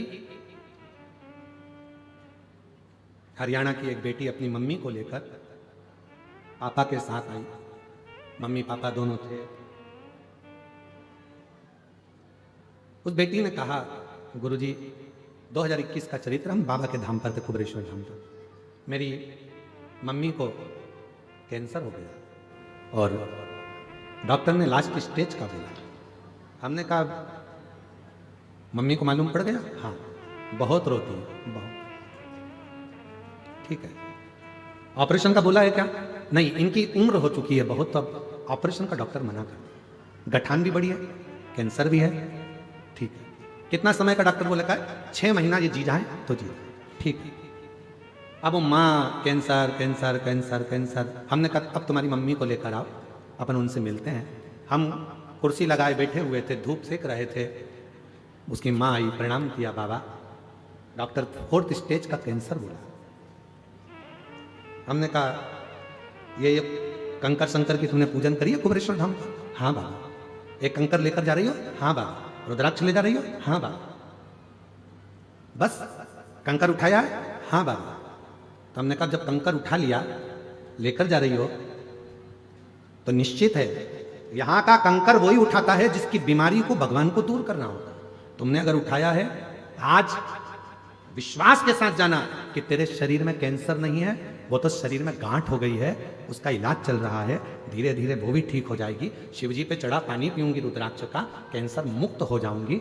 आप मानेंगे नहीं, 1 साल के बाद वो फिर मिलने आई 2022 में, और उसकी माँ कहती है, ये मेरी रिपोर्ट फाइल सामने है, मेरे शरीर में कोई कैंसर नहीं है। अच्छा सोचो, अच्छा।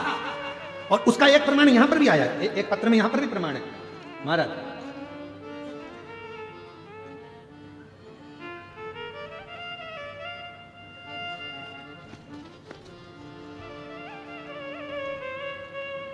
मेरा नाम मनीषा ठाकुर है, मेरे पति का नाम राजेश ठाकुर है।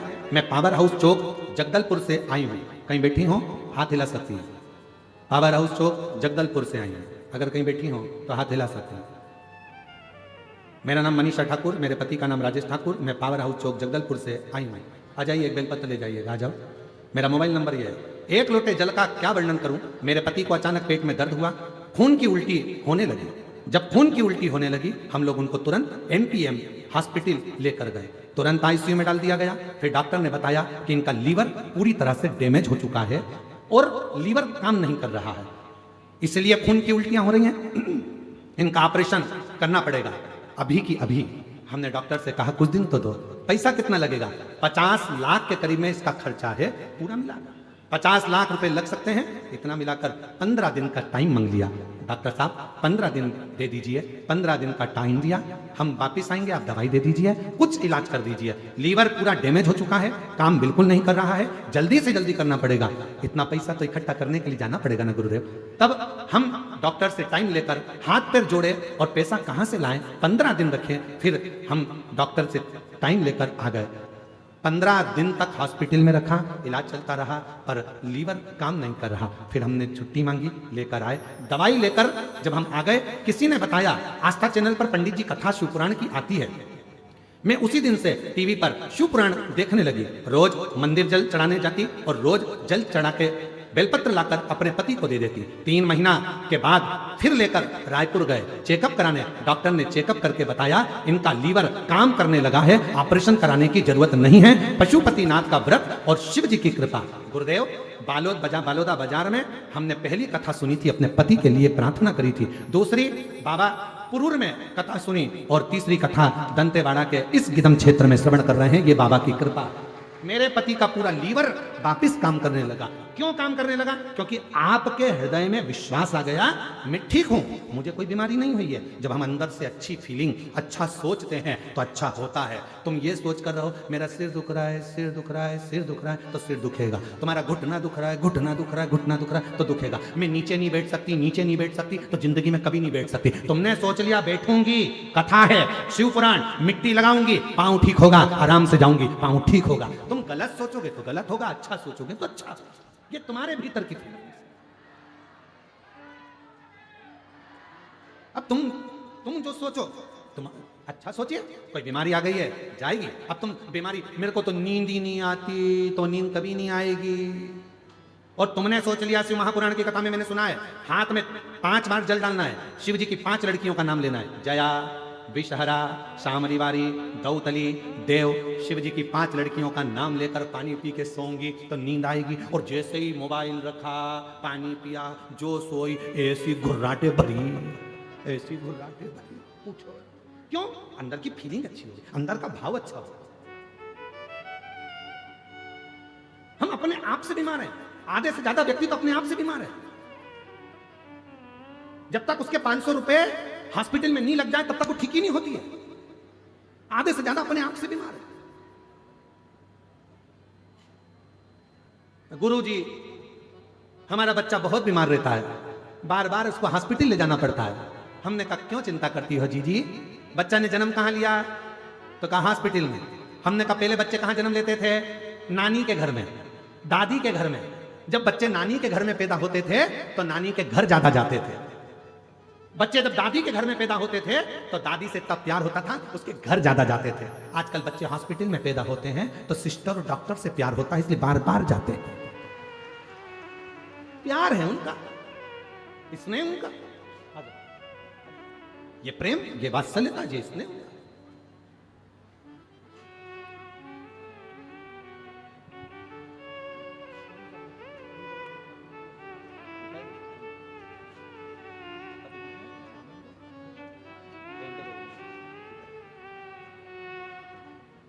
पति के लीवर काम नहीं कर रहा था।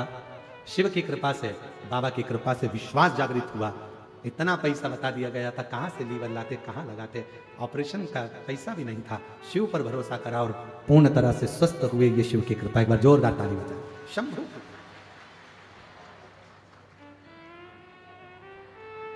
बड़ी दूर किनारा है, कश्ती भी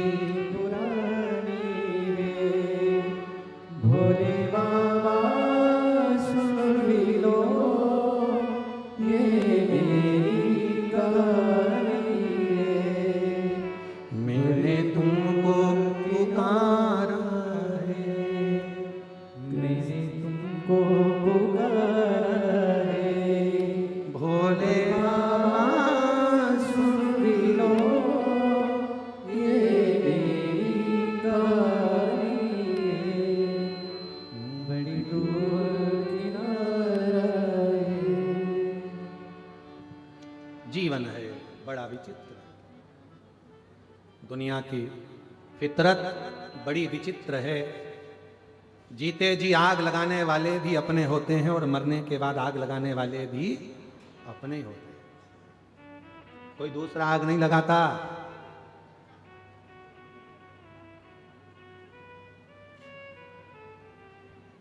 कल कोई कह रहा था गुरुजी आजकल तो ठंड भी नहीं पड़ रही है। हमने कहा आग लगाने वाले इतने हो गए, काहे की ठंड पड़े?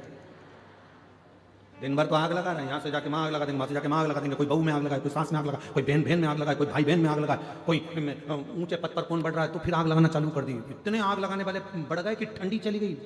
ठंड को भी टेंशन हो गया, क्या करेंगे, इतने तो आग लगा रहा है। तो अपन तो अपने गाँव चलो। अब तो ठंड भी नहीं है बस्तर में, वो भी सोच रही है चलो दादा। ये रोज एक दूसरे के कान में जाके आग ही लगाते हैं दिन भर। ठंड को भी डिप्रेशन हो गया, वो भी रुक रुक के आती है, कभी कभी 1-2 दिन के लिए आती है, फिर चली जाती है, क्योंकि देखती है आग लगाने वाले कम हुए हो तो लगा जाऊं ठंड, उसको भी चिंता।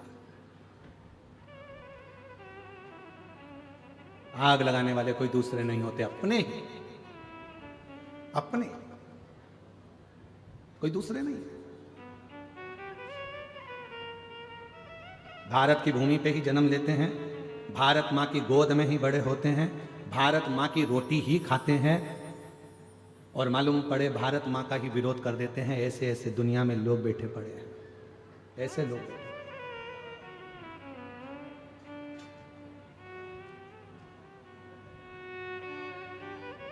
इसमें के लोग बैठे हैं।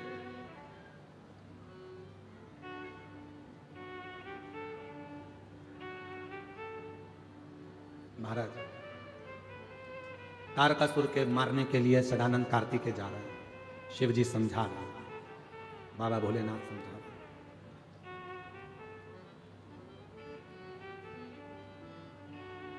कितना सुंदर कहा है, जिस भूमि का खा रहे हो, जिस भूमि पर जन्म लिए हो, जिस भूमि का खा रहे हो, जिस भारत माँ की गोद में पैदा हुए, जिस भारत माँ का अन्न खा रहे हो, उसको लज्जित मत होने, उसको लज्जित मत होने, वो लज्जित ना। पर ऐसे ना जाने कितने विधर्मी पड़े हुए हैं, कितने जो भारत माँ को ही चोट पहुंचाने में लगे हुए। भारत माँ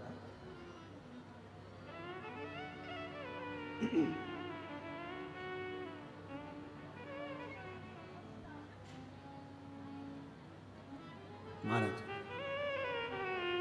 तारका सुर को मारने के लिए सदानंद जा रहे हो, पर एक बात का ध्यान रखना, उसके हृदय में शिव बसे, शंकर बसे,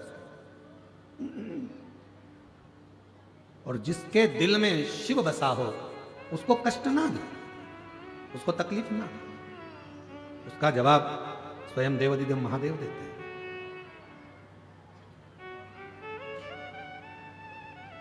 स्वयं भगवान देवाधिदेव महादेव ने माता पार्वती जी से एक बात कही है, पार्वती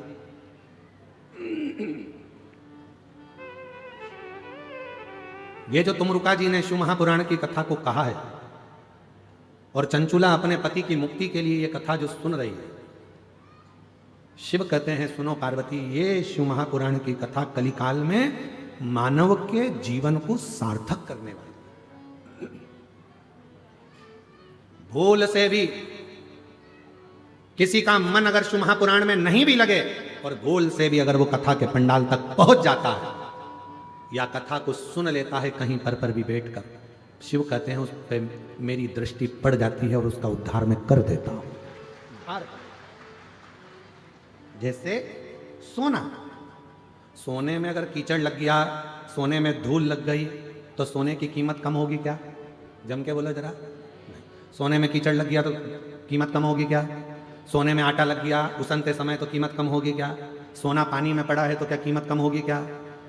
सोने की कीमत उतनी की उतनी ही रहेगी जितनी उसकी है, चाहे वो कीचड़ में हो, चाहे मिट्टी में हो, पानी में हो, चाहे कहीं पर भी हो। उसी तरह शिव महापुराण की कथा, चाहे तुम्हारा दिल लगे चाहे ना लगे, अगर तुम शिव पुराण की कथा में पहुंच गए हो, समझ लेना शिव की दृष्टि तुम्हारे पर पड़ना प्रारंभ हो गई और तुम कीमत बात, कीमत बात। तेरी कृपा बिना ना हिले एक भी अणु, लेते हैं श्वास तेरी कृपा से तनु तनु, मुक्ति द्वार ओमकार तू, भोले ओमकार तू, आयो शांति शंभु। कथा अपना असर दिखाती है, पुराण अपना असर दिखाती है। आप भले गए हो, नहीं ध्यान गया, मन नहीं गया, फिर भी कथा में जाकर बैठे हो, तो कथा एक ना एक दिन आपका असर जरूर दिखाई। एक बहुत अच्छा चरित्र है, सुंदर सा व्याख्यान है। एक पिताजी, एक चोर बड़ा विद्वान था, बहुत विद्वान चोर था, बहुत बड़ा प्रखर चोर, बहुत प्रबल चोर। उसका एक लड़का था, और चोर भी बड़ा दमदार चोर था, क्वालिटीवान चोर। और उसका एक लड़का था, लड़का चोरी करना नहीं जानता था, तो पिताजी ने लड़के को चोरी करना सिखाया, उसको भी अच्छा क्वालिटी वाला चोट्टा बनाया, वीआईपी चोर, एकदम जोरदार चोट्टा, अच्छा बना। अब उसको जब बहुत जोरदार चोर बनाया तो एक दिन पिताजी ने उसको पास में बिठाकर बुलाकर कहा, बेटा देख, मैंने तुझे अच्छा चोट्टा तो बना दिया, मैंने चोर बना दिया, तेरे को अपने पूरे हुनर दे दिए तुझको, पर एक बात याद रखना, कभी भी जिंदगी में शिव महापुराण की कथा में मत जाना। अगर तुझे अच्छा चोट्टा बनना है तो कभी कथा में मत जा, कभी प्रवचन में मत जा, कभी किसी पुराण को सुनने मत जा, कभी प्रवचन सुनने मत जा, कभी सत्संग में मत जा। कोई महाराज प्रवचन दे रहा हो तो कानों को बंद करो, भाग जा, पर प्रवचन मत सुनना। छोरे ने कह दिया, बेटे ने, ठीक है पिताजी, अब तुमने मुझको इतना वीआईपी चोट्टा बनाया है, जब तुमने मुझको इतना वीआईपी चोट्टा बनाया है तो मैं कभी भी प्रवचन में नहीं जाऊंगा, प्रवचन में नहीं जाता। एक बार उसने विचार करा कि राजा के महल में आज चोरी करना, जा ही रहा था, इतने में रास्ते में बहुत सारी भीड़ हो रही थी, खड़ा हो गया, क्या हुआ किसी ने नहीं बताया, प्रवचन चल रहा था, उसके कानों में शब्द पहुंच गया कि मनुष्य की देह मिली है और जिंदगी अगर अच्छी जीना है तो सत्य बोलना चालू करो, और जिसका खाया है उसको धोखा मत दो, और उसके साथ में कभी गलत मत करो। बस ये दो चीज उसके कानों में पड़ी, उसने कान बंद करा, भाग गया। भगते भगते सीधे पहुंच गए राजा के महल में, चोरी करने के लिए जा रहा था। उसने मन में सोचा, पिताजी के अनुसार तो मैं अच्छा चोट्टा बन गया, पर महाराज प्रवचन दे रहा था इतना बड़ा, एक बार उसकी भी सुन के देखते हैं जरा। और जैसे ही दरवाजे पर पहुंचा, आज कहा महाराज की वचन याद करके जाता हूं, देखता हूं कैसे होता है, तो अंदर गया। दरवाजे के द्वारपालों ने रोक दिया, कौन हो तुम? उसने मन में सोचा कि वो महाराज जी बोल रहा था, हमें सच सत्य बोलो, उसने भी कह दिया। जैसे ही द्वारपालों ने रोका, कौन हो तुम? चोर हूं। क्या करने जा रहे हो? चोरी। दरवाजे पे खड़े हुए द्वारपालों को लगा यहां काम करता होगा, बेचारे को अपन ने रोक दिया, उसके हृदय में हाथ हो गई, इसलिए चिल्ला के दौड़ रहा है, अपने आप को चोर कह रहा है, चोरी करने। जा अंदर जा, जा चले जा, जा। वो अंदर चले गया। उसने मन में सोचा, मैंने बोला मैं चोरता हूं, मैं कह रहा हूं कि चोरी कर रहा हूं, तो भी मुझे अंदर जाने दिया। अंदर पहुंच गया। अंदर जाके उसने बहुत सारा धन देखा, झोले में भर लिया, थैले में भरा, बैग में भरा, चला। भूख लगी, इसने सोचा पास में रसोई घर है, जरा देख लूं। रसोई घर में गया, अच्छा अच्छा खाने को मिल गया, खा गया। खाने के बाद झोला उठाने वाला था, इतनी देर में याद आया कि वो महाराज प्रवचन में कह रहा था, जिसका खाओ उसको धोखा मत दो, जिसका खाओ उसके साथ कभी गलत मत करो। और मैं गलत नहीं करूंगा, आज तुम्हें रख के ही जाऊंगा। भरा हुआ सोने का झोला वहीं रख दिया, जाने लगा। जैसे ही दरवाजे पर पहुंचा तो द्वारपालों ने रोक लिया, क्यों रे चोटे, तू तो चोरी करने गया था, माल नहीं लाया? कहने लगा, नहीं, हम जिसके घर का खाए हैं उसका घर का बजा है, हम चोरी कर तो लिए थे पर हम उसके घर का खा लिए, इसलिए हम उसके साथ धोखा नहीं कर सकते। इतनी देर में रसोई घर में कोई गया, भरा हुआ झोला देखा, चिल्ला दिया, चोर आया है, चोर आया है, चोर आया है। इसको पकड़ लिया। पकड़ने के बाद राजा के सामने ले जाकर खड़ा कर दिया, महाराज इसने चोरी करी है। महाराज ने पूछा, आपने चोरी करी है? हाँ महाराज। कहां से आए? सामने वाले गेट से। द्वारपालों ने नहीं रोका, पूछा था तुम कौन हो? हमने कहा चोर। अंदर आने दिया। हाँ। तुमने कहा था चोरी करने आए हो? हाँ। हम बोले थे हम चोरी करने आए। अच्छा, तो तुम ये बैग भरकर पैसा ले जा रहे थे, सोना चांदी ले जा रहे थे, लेके क्यों नहीं गए? क्योंकि हमने गुरुजी के मुख से सुना था कि सच बोलना, तो हमने दरवाजे पर सच बोला, और गुरुजी के मुख से सुना था जिसका खाओ उसको धोखा मत दो और उसका बुरा मत करो। हमने माल तो भर लिया था ले जाने के लिए, पर हमको भूख लग रही थी, तुम्हारे घर का हम खा गए, इसलिए हम तुम्हारा सामान लेकर नहीं गए। राजा को बड़ा आनंद आया। राजा ने मन में सोचा, ऐसा व्यक्ति सच बोलने वाला दुनिया में नहीं मिलेगा। राजा ने कहा, आज से तुम हमारे मुनि मंत्री, पूरा खजाना तुम्हारे हाथ में, तुम नौकरी हमारे यहां करो, ये नौकरी तुम हमारे यहां करो। राजा ने उसको नौकरी पर रख लिया। 15 दिन तक वो आया नहीं घर पर। पिताजी को चिंता लग गई, मेरा चोटा बेटा कहां चले गया। एक दिन अच्छे कपड़े पहनकर, पगड़ी मगड़ी बांधकर, जोरदार सोने की माला पहनकर, पांव में जूते मोजे पहनकर गया अपने पिताजी के पास। पिताजी ने देखा, बेटा इतनी लंबी चोरी किसके यहां करी आया?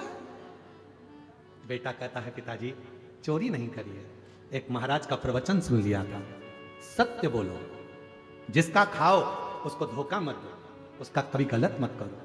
बस वो सुनकर मैं चोरी करने गया, ऐसा ऐसा हुआ। राजा को मालूम पड़ा, उसने मुझे नौकरी पर रख लिया। पिताजी जितनी चोरी करता था, जूते खाता था, उससे अच्छी इज्जत की नौकरी आज राजा ने मुझे दे दी। करोड़ों का धन मेरे हाथ के नीचे है पिताजी। केवल थोड़ी सी देर की शिव पुराण की कथा सुन ली थी, जिससे आज मैं राजा का मुनीम बन गया। यदि पूरी कथा सुन लेता तो शायद राजा ही बनकर बैठ जाता। ये कथा है, ये प्रसंग है। अच्छा, श्रेष्ठ शिव की कृपा से ये कथा कहीं ना कहीं काम आएगी, कहीं ना कहीं मिलेगी, कहीं ना कहीं प्राप्त होगी। और दंतेवाड़ा की मां दंतेवाड़ा की दंतेश्वरी माई, हम पे कृपा करो मेरी माई, हम पे दया करो मेरी माई। बोलो बोलो बोलो, सब बोलो। दंतेवाड़ा की दंतेश्वरी माई, दंतेवाड़ा की हम पे कृपा करो मेरी माई, हम पे कृपा करो मेरी माई, दंतेवाड़ा की दंतेश्वरी माई, दंतेवाड़ा की दंतेश्वरी माई, हम पे कृपा करो मेरी माई, कृपा करो मेरी माई। तेरे दर पे है झोली फैलाई, तेरे दर पे है झोली फैलाई, तेरे दर पे है झोली फैलाई, तेरे दर पे है झोली फैलाई। ओ हम पे कृपा करो मेरी माई, हम पे कृपा करो मेरी माई। दोनों हाथों से बड़े प्रेम से।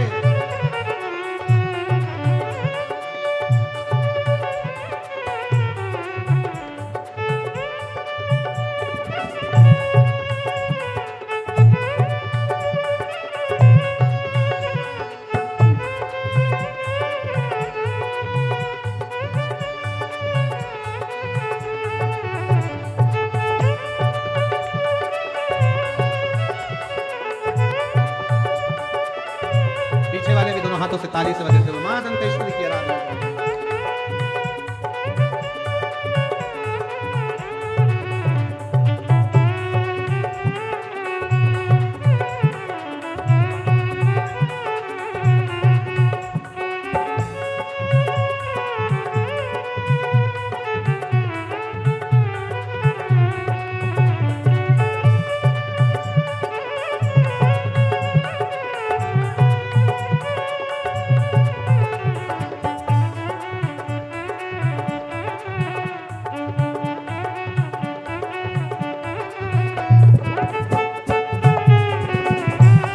बड़े प्रेम से।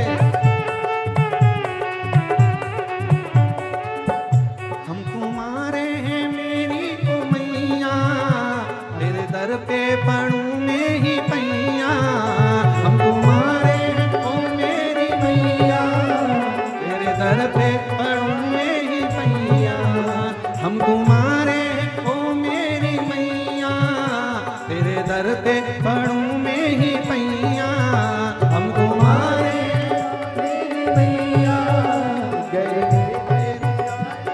पैया।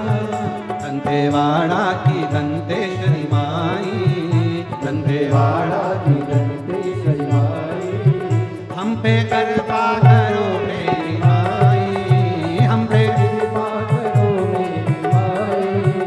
दंतेवाड़ा की दंतेश्वरी माई, दंतेवाड़ा दंतेवाड़ा की दंतेश्वरी माई, हम पे कृपा करो मेरी माई, हम पे कृपा करो मेरी माई।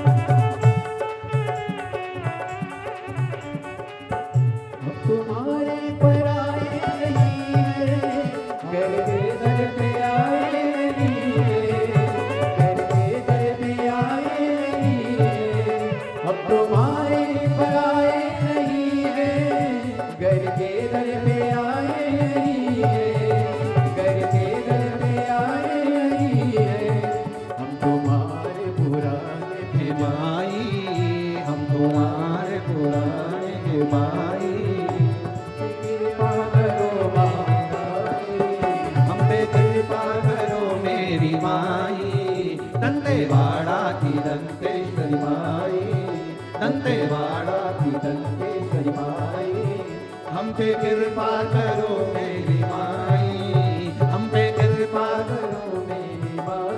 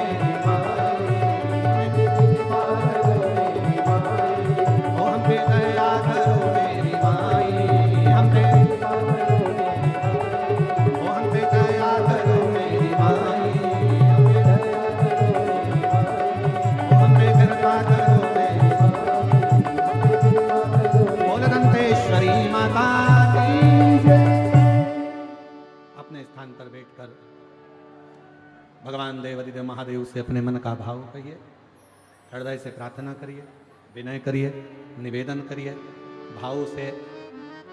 आज कथा का छठा दिवस है। कल कथा सुबह 8 बजे से 11 बजे हो जाएगी यहाँ।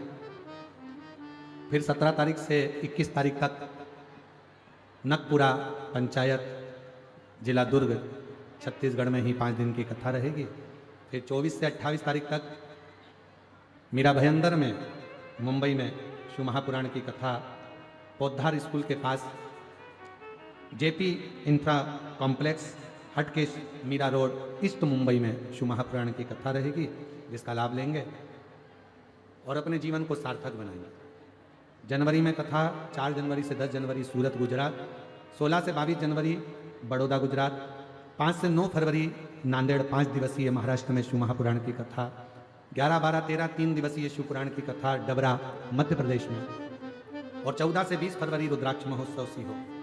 बाबा को अपने मन का भाव कहिए, साथ में बोलिएगा। आज कथा का छठा दिवस है।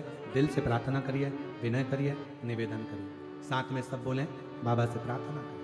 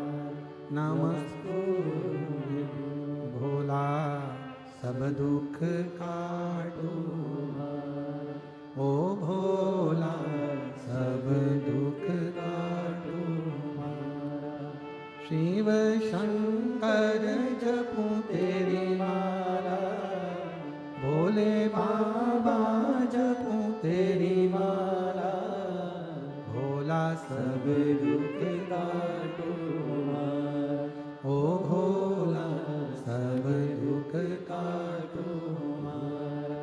वेश है मंगल मंगलकारी, वेश है मंगल मंगलकारी, शमशान वासी हमारा, शमशान वासी हमारा, ओ भोला सब दुख काटो हमारा, ओ भोला सब दुख काटो हमारा।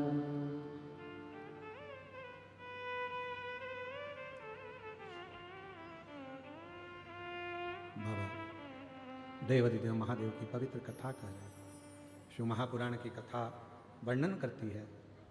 भगवान देवाधिदेव महादेव ने षडानंद कार्तिकेय जी से कहा कि यह तारका इसने ही है, इसके हृदय में शिव बसता है, इसलिए बाण छोड़ना पर हृदय में ना लगे, इसका ध्यान रखना। शिव भक्त के हृदय में चोट ना पहुंचे, इसका स्मरण रखें। सब निंदा स्वीकार करी जा सकती है, पर शिव की निंदा, शिव पुराण की निंदा और शिव भक्त की निंदा कभी स्वीकार नहीं, कभी स्वीकार। जो शिव भक्त की निंदा करता है वो शिव का द्रोही हो जाता है, शिव का द्रोही। तारकासुर के प्राणों को भगवान षडानंद कार्तिकेय जी ने हर लिया, और जो तारकासुर के प्राण छूटे तो उसके चेहरे पर रुदन नहीं था, आंखों में आंसू नहीं था, तारकासुर मुस्कुरा रहा था। कारण, तारकासुर के मुस्कुराने का कारण केवल इतना था कि मैंने जो मांगा था कि अगर मरते समय शिव मेरे सामने ना हो तो कम से कम शिव पुत्र मेरे सामने, और वो आज सिद्ध है।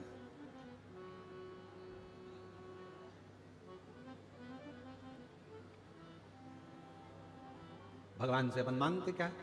हे प्रभु, अंतिम जब क्षण हो, प्राण छूट रहे हो, कोई आए ना आए, पर तू आना। अंत समय प्रभु आना पड़ेगा, वचन दिया तो निभाना पड़ेगा। आए ना आए प्रभु कुटुंब कबीरा, अंत समय प्रभु आना पड़ेगा, वचन दिया तो निभाना पड़ेगा। अंत समय प्रभु आना पड़ेगा। कोई आए ना आए, कोई निभाए ना निभाए, पर अंत समय में मेरा शिव जरूर आए, शंकर जरूर। उसका इंतजार करिए, प्रतीक्षा करिए। वो एक लाइन स्मरण में आती है ना, जब कोई नहीं आता भोलेनाथ आता है, जब कोई नहीं आता भोलेनाथ आता है, मेरे दुख के दिनों में वो बड़ा काम आता है। कोई नहीं आएगा, प्राण छूटेंगे, मरोगे, अंतिम समय होगा, सारे घर के लोग कंधे पर उठाकर ले जाकर शमशान में छोड़ जाएंगे। शमशान में कौन रहता है? शिव। सबको मालूम है अब हमारी जरूरत नहीं है, इसको यहाँ छोड़ दो। अब कौन देखेगा? बोलो जम के, देव अधिदेव महादेव। परिवार वाले शमशान में छोड़ देंगे, आग लगाएंगे, चले जाएंगे। सबको मालूम है शमशान में शिव बसता है, वो देखेगा, वो ध्यान रखेगा। अपने को देखने की, ध्यान रखने की अब जरूरत नहीं है। जिंदा था, अपन ने देखा, अपन साथ, अब वो साथ।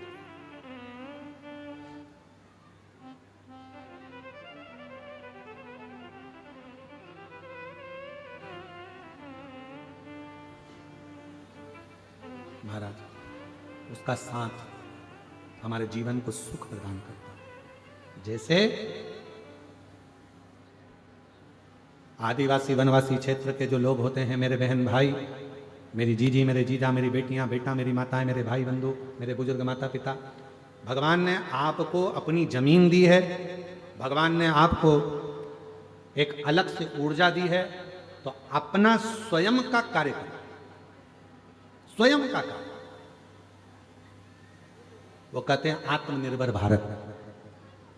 स्वयं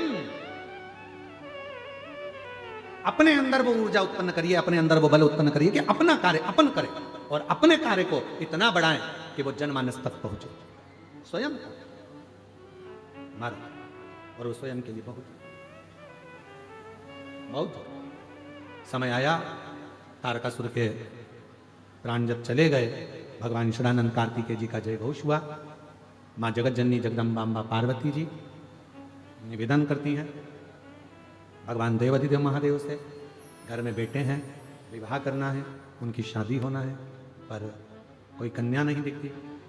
निवेदन किया, देव ऋषि नारद को बुलाया, मेरे बेटे गणेश जी का विवाह करना, कोई अच्छी कन्या देखिए। ठीक है, प्रजापति विश्वरूप जी के यहाँ पहुंच गए, जिनकी 2 कन्या थी, रिद्धि सिद्धि। विश्वरूपा जी ने कहा कि मेरी बेटी की शादी मैं 2 अलग अलग वर से नहीं करूंगा, एक ही वर से 2 बेटी की शादी करूंगा। नारद जी ने कहा ठीक है, मुझे वर ऐसा चाहिए जो एक बार बैठ जाए तो उठने में लगना चाहिए कि दामाद बैठा है। नारद जी ने कहा बिल्कुल ऐसा ही है। गणेश जी एक बार बैठ जाते हैं तो उठते ही नहीं है 10 दिन तक। फिर कहा वर ऐसा चाहिए, ऐसी लंबी नाक हो, मेरी बेटी अंदर भोजन बनाए और उसका वर सूंघ कर अंदर आ जाए। नारद जी बोले नाक की तो पूछो ही मत ही, लंबी नाक का ही है। फिर कहा मेरी बेटी बहुत धीमी बोलती है, दूल्हा ऐसा होना चाहिए जिसके कान ऐसे हों, वो सुनने दूर से भी सुन ले। तो कहा कान की भी मत पूछो, ये बड़े बड़े हैं। क्या हैं? हाँ, आखिर लड़का कौन है? नारद जी से पूछा। तब कहा देवऋषि नारद जी ने शिव जी के जो पुत्र हैं श्री गणेश जी महाराज, उनके लिए आपकी बेटी रिद्धि सिद्धि का विवाह कर दीजिए। सुंदर आनंद हुआ, मंगलमय बारात चलने लगी और गणेश जी का मंगलमय विवाह होने जा रहा है। रिद्धि सिद्धि के साथ गणेश जी पधार रहे हैं। जोरदार ताली बजाएं भगवान श्री गणेश जी महाराज के लिए। रिद्धि सिद्धि आई हैं। रिद्धि सिद्धि भगवान श्री गणेश जी महाराज के गले में जयमाला पहना रही हैं। जोरदार ताली बजाइए। अब गणेश जी महाराज ने रिद्धि सिद्धि के गले में जयमाला पहनाई है। रिद्धि सिद्धि ने वही माला निकाल कर वापस श्री गणेश जी महाराज को पहनाई है। गणेश जी महाराज ने रिद्धि सिद्धि के कंधों पर अपना हस्तकमल दिया है। देवताओं ने पुष्प वृष्टि करी है। बड़े आनंद के साथ आज कथा का 6वां दिवस यहाँ विराम ले रहा है। कल कथा का 7वां दिवस विराम दिवस रहेगा। सुबह 8 बजे कथा प्रारंभ हो जाएगी, 11 बजे कथा का विराम हो जाएगा और टीवी पर 2 बजे से 5 बजे तक कथा चलेगी। बड़े प्रेम से कथा का रसतत्व ग्रहण करिए। आज कथा की शिवरात्रि है। बड़े प्रेम से जो पंडाल में रुकने वाले हैं, भगवत भजन करो, प्रेम से भोजन करो और अपने जीवन को आनंदित करो। हर हर जय जय श्री राधे। सभी भक्तों को हर हर महादेव सादा जैसे के साथ श्री सेवाई नमस्तोभ्यम। व्यासपीठ को नमन करते हुए हम सबके प्रिय, हम सबके लाडले ठाकुर कल्लू जी महाराज के चरणों में नमन करते हुए, परम सत्य परम आदरणीय विश्वविख्यात पूज्य गुरुदेव के पावन चरणों को नमन करते हुए और आप सभी शिव भक्तों के चरणों में नमन करते हुए सुंदर आज हम सभी ने 6वें दिवस की कथा श्रवण करी। कल विराम दिवस की कथा सुबह 8 बजे से 11 बजे तक गिदम छत्तीसगढ़ की पावन धरा पर हम सभी श्रवण करेंगे और इस कथा का प्रसारण दोपहर 2 बजे से 5 बजे तक हम सभी आस्था चैनल के माध्यम से यूट्यूब फेसबुक के माध्यम से श्रवण कर सकेंगे। सुंदर आरती का समय हो चुका है। आरती का आनंद हम सभी मिलकर लेंगे। जय जय श्री राधे। हर हर महादेव। श्री सेवाई नमस्ते। शिव ओंकारा भोले भज शिव ओंकारा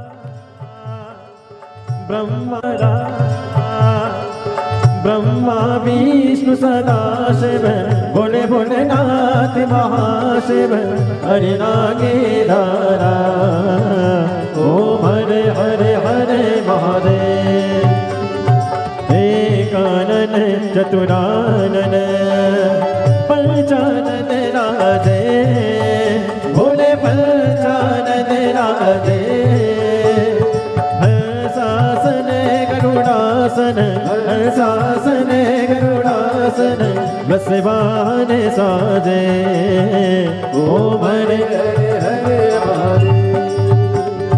दो भुज चार चतुर भुज 10 बुद्धि अति सोहे भोले 10 बुद्धि अति सोहे। तीनों रूप निरखेता भोले जी का रूप निरखेता त्रिभुवन जन मोहे ओम हरे हरे हरे महादेव। पुष्पमाला वनमाला मुंडमाला धारी बोले मुंडमाला धारी त्रिपुरारी सारे त्रिपुरारी सारे करमाला धारे ओ हरे हरे हरे महादेव श्वेतांबर पीतांबर बागांबर आगे बोले बागांबर आगे सनकादिके गरुडादिके कनकादिके भूतादिके संगे ओम हरे हरे हरे हरे कर के मादिक मंडल चक्रिति सुंदरता बोले चक्रिति सुंदरता जग करता जग हरता जग करता जग हरता जग पालन करता ओ हरे हरे हरे मारे ब्रह्मा विष्णु सदा शिव जानत अविवेका बोले जानत अविवेका प्रणय अक्षर के माते ओम अक्षर के माते हे तीनों एका ओम हरे हरे हरे मारे काशी में विश्वनाथ विराजे नंदी ब्रह्मचारी बोले नंदी ब्रह्मचारी नित्य उठी दर्शन पावत भोग लगावत महिमा तिवारी ओम हरे हरे हरे मारे त्रिगुणी स्वामी जी के आदित्य जो कोई नर गावे बोले जो कोई नर गावे केति शिवान दिशो में हरे स्वामी सुख संपत्ति पावे ओम हरे हरे हरे मारे जय शिव ओंकारा बोले भज शिव ओंकारा बोले पार्वती का प्यारा बोले ऊपर जलदारा बोले ओढ़े बगीचारा बोले भाग पियने वाला बोले तीन नयन वाला बोले एक नयन वाला बोले भगत प्रतिपाला बोले मैं को यमुकासा ब्रह्मा विष्णु सदा शिव बोले बोले राज महाशेरा हरे हरे हरे मारे बोले गोलम गणावतारम सदारि सारा सुखे ध्यान सदा वदनम ज्ञान देव भवानी सहितं नमः अच्युतं केशवं कृष्ण श्रीधरं वादिकं गोपिकावल्लभं जानकी नायकं श्रीराम हरे राम हरे राम राम राम हरे हरे हरे कृष्ण कृष्ण कृष्ण हरे हरे हरे राम राम राम हरे हरे हरे कृष्ण कृष्ण हरे हरे कसुसनाथ भगवान की जय कुबेर महादेव की जय हरि ओम ओम तद्रेन रुद्रमय जम तदेवास्तानि धर्माणि प्रथमान्यासन्नाते हनाकं महिमानः सचं तजत्र पूर्वे साध्याः सन्ति देवाः हरि ओम एकदन्ताय विद्महे वक्रतुण्डाय धीमहि तन्नो श्रीदन्तिः प्रचोदयात् हरि ओम गणेऽम्बिकायै च विद्महे कर्मसिद्ध्यै च धीमहि तन्नो श्रीगौरी प्रचोदयात् हरि ओम तत्पुरुषाय विद्महे महादेवाय धीमहि तन्नो श्रीरुद्रः प्रचोदयात् सुजसि सुमंगल सुमन लिए भोले भक्त खड़े तेरे द्वार पुष्पांजलि अर्पण करो भोलेनाथ करो स्वीकार सांगाय सपरिवाराय सायुधाय सशक्तिकाय सवाहनाय भगवते सांब सदा शिवाय नमो नमः चरणारविन्देषु वेदोक्त मंत्र पुष्पांजलिं समर्पयामि। कसुसनाथ भगवान की जय। हर हर